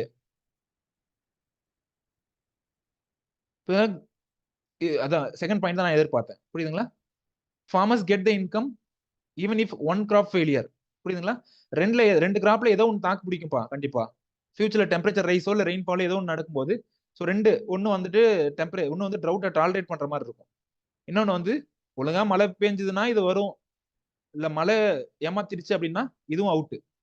புரியுதுங்களா? பட் எந்த கிராப் வந்துட்டு மழை வந்தாலும் வரலனாலும் வந்துருப்பா. ஸோ அப்படி இருக்கும்போது நம்ம அந்த கம்ப்ளீட் ஃபெயிலியர் வந்து நம்ம அவாய்ட் பண்றோம் இந்த இடத்துல. புரியுதுங்களா? ஸோ அது ஒரு முக்கியமான பாயிண்ட் இன்டர் கிராப்பிங்ல. புரியுதுங்களா? நம்ம கம்ப்ளீட் இன்கம் லாஸ்ன்றது கிடையாது. கம்ப்ளீட் இன்கம் லாஸ்ன்றது கிடையாது. நம்பர் 2, கிளைமேட் சேஞ்ச்னால பெஸ்ட் அண்ட் டிசீஸ் அட்டாக் நிறைய வரும்னு பார்த்தோம். புரியுதுங்களா? ஒருவேளை ஃபீல்ட்ல இந்த மாதிரி நடுவுல வந்துட்டு வேற ஒரு கிராப் இருந்துச்சு அப்படின்னா, புரியுதுங்களா? நடுவுல இந்த மாதிரி வேற ஒரு கிராப் இருந்துச்சு அப்படின்னா it act as the barrier to pest and disease. புரியுதுங்களா? Act as the barrier to pest and disease. Barrier to pest and disease transfer. புரியுதுங்களா? ஸோ அதுவுமே ஒரு பாயிண்ட்.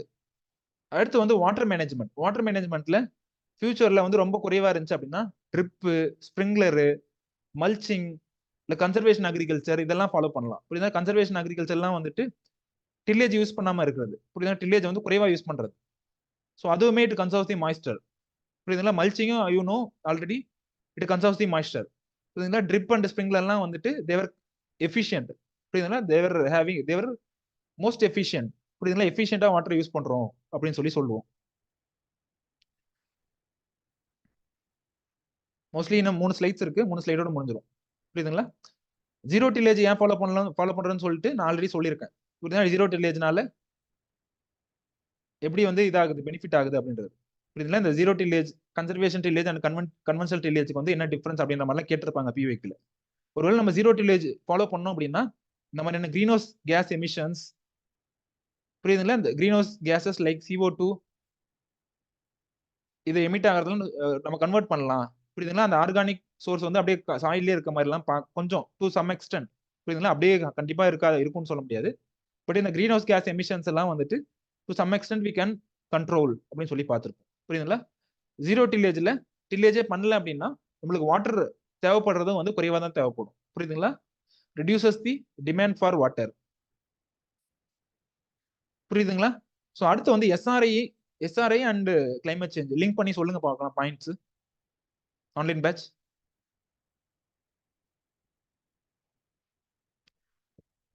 ஸோ நைட்ரஜன் ஃபிக்சேஷனால reduces the green house gas emission. Okay. எஸ்ஆர்ஐக்கும் எஸ்ஆர்ஐனா system of rice intensification, அதுக்கும் climate சேஞ்சுக்கு என்ன லிங்க் இருக்குன்னு சொல்லுங்க.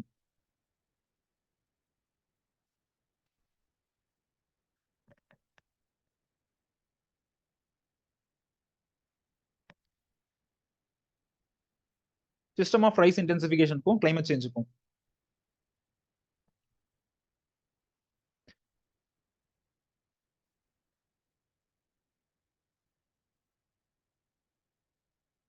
ஸோ அப்போ சிஸ்டம் ஆஃப் ரைஸ் இன்டென்சிஃபிகேஷன் என்னன்னு தெரியாம இருந்திருக்கும் உங்களுக்கு.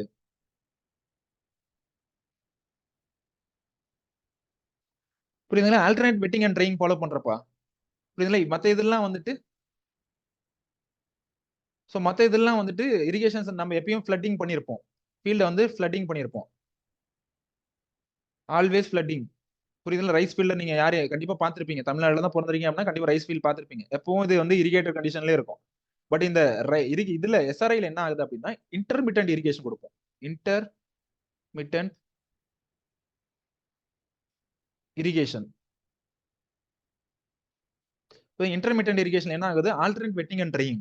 ஃபர்ஸ்ட் வந்து இது நம்ம இரிகேட் பண்றோம், அதுக்கப்புறம் ட்ரை பண்றோம், திரும்ப இரிகேட் பண்றோம், அதுக்கப்புறம் ட்ரை ஆக விடுறோம். புரியுதுங்களா? ஸோ இதனால என்ன ஆகுது?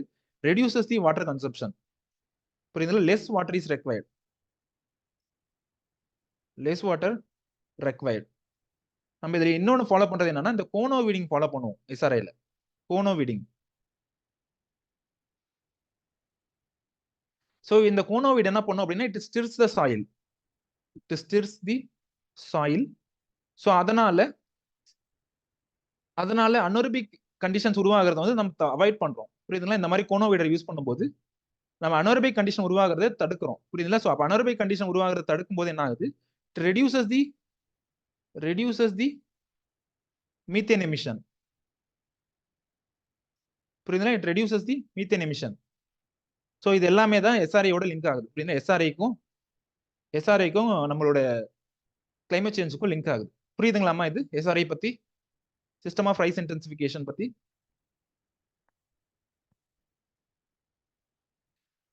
ஸோ அடுத்து வந்து இன்டெகிரேட்டட் நியூட்ரியன் மேனேஜ்மெண்ட், இல்லை சைட் ஸ்பெசிஃபிக் நியூட்ரியன் மேனேஜ்மெண்ட். புரியுதுங்களா? இன்டெகிரேட்டட் நியூட்ரியன் மேனேஜ்மெண்ட் இல்லை வந்து சைட் ஸ்பெசிஃபிக் நியூட்ரியன் மேனேஜ்மெண்ட். அதான் வந்து நியூட்ரியன்ட் ஃபெர்டிலைசர்ல இருந்து ஏதாவது ஒரு போகக்கூடிய ஏதாவது கிரீன் ஹவுஸ் கேஸ் பேர் சொல்லுங்க. ஃபெர்டிலைசர்னால ஏற்படக்கூடிய கிரீன் ஹவுஸ் கேஸ் பேர்.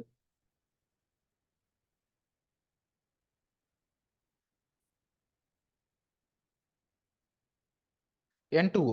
புரியுதுங்களா? ஸோ இந்த நைட்ரஸ் ஆக்சைடு ஒருவேளை நம்ம இந்த நியூட்ரியன் மேனேஜ்மெண்ட் நம்ம ப்ராப்பரா பண்ணோம் அப்படின்னா ஸோ அந்த பர்டிகுலர் கேஸ் எமிட் ஆகிறத நம்ம அவாய்ட் பண்ணலாம். புரியுதுங்களா? ஸோ தேவையான இடத்துல சைட் ஸ்பெசிஃபிக் நியூட்ரியன் மேனேஜ்மெண்ட்ல எப்படி எஃபிஷியன்டா யூஸ் பண்றது,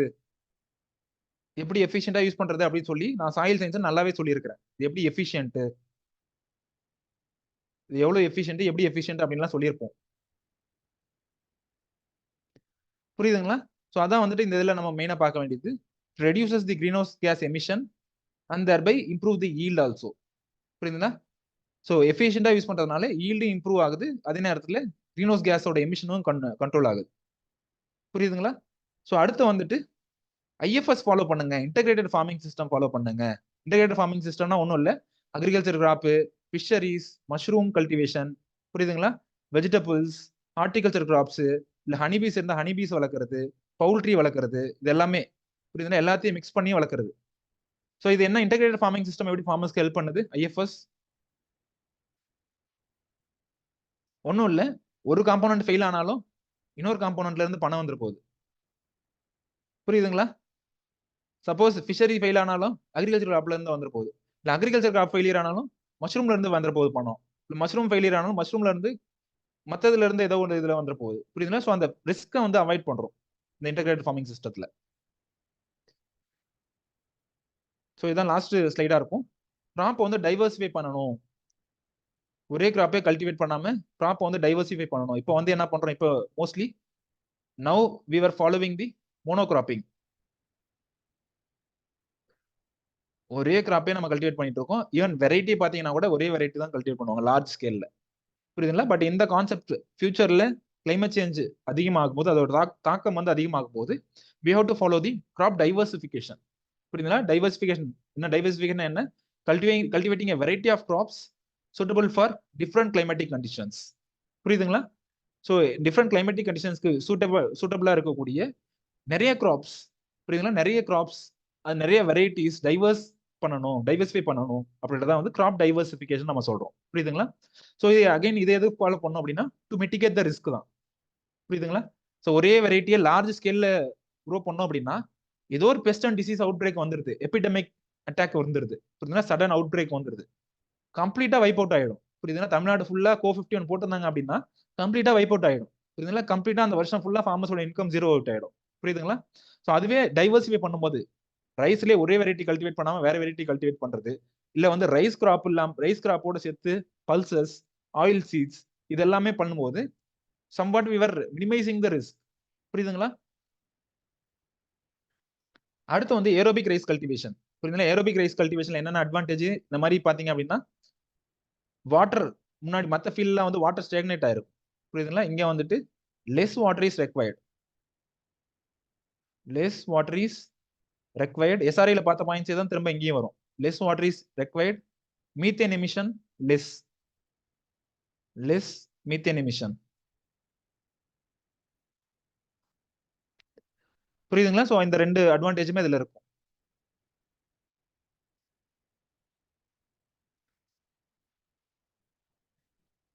புரியுதுங்களா? இதான் வந்து அக்ரானமிக் அப்ரோச் அப்படின்னு கேட்டாங்க அப்படின்னா நீங்க எழுத வேண்டிய பாயிண்ட்ஸ். புரிஞ்சுதுங்களா ஆன்லைன் பேட்சுக்கு என்னன்றது? ஸோ இதோட வந்துட்டு இந்த இந்த டாபிக் முடியுது. அதாவது வந்துட்டு இந்த இன்டர்நேஷனல் கன்வென்ஷன்ஸ் குளோபல் இனிஷியேட்டிவ்ஸ் அப்படின்னு இருக்குல்ல, ஸோ இது வந்து முடியுது.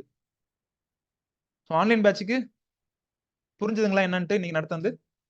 ஸோ கண்டிப்பா நீங்க வந்துட்டு போய் படிங்க, ஒரு டைம் நல்லா புரியும். புரியுதுங்களா? ஸோ ஏதாவது டவுட் இருக்கா ஃபர்ஸ்ட் ஆன்லைன் பேட்சுக்கு நீங்க நடத்துறதுல இருந்து இந்த கிளைமேட் சேஞ்ச் ரிலேட்டடா?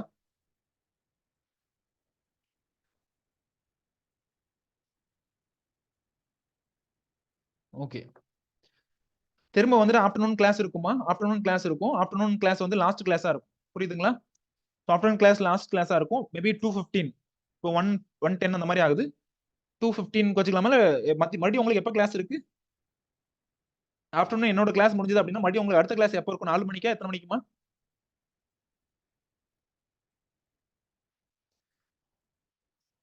நிவேதா ஆன்லைன்ல வந்து உங்களுக்கு நான் 2:00 கிளாஸ் வச்சேன் அப்படின்னா 4:15 கிளாஸா? ஓகே 4:15 கிளாஸ்னா பிரச்சனை இல்லை. நான் 2:30 கிளாஸ் வைக்கிறேன் ஆஃப்டர்நூன். புரியுதுங்களா? ஆஃப்டர்நூன் வந்து 2:30க்கு உங்களுக்கு கிளாஸ் இருக்கும். ஸோ சாப்பிட்டு மறுபடியும் ரெடி ஆயிடும். புரியுதுங்களா? 2:30 கிளாஸ் வச்சுட்டு நான் விட்டுறேன். புரியுதா? ஒரு 4 மணி அந்த மாதிரி போல விட்டுறேன். புரியுதுங்களா? Okay. Thank you all. Thank you. Afternoon class last கிளாஸா இருக்கும். தேங்க்யூ.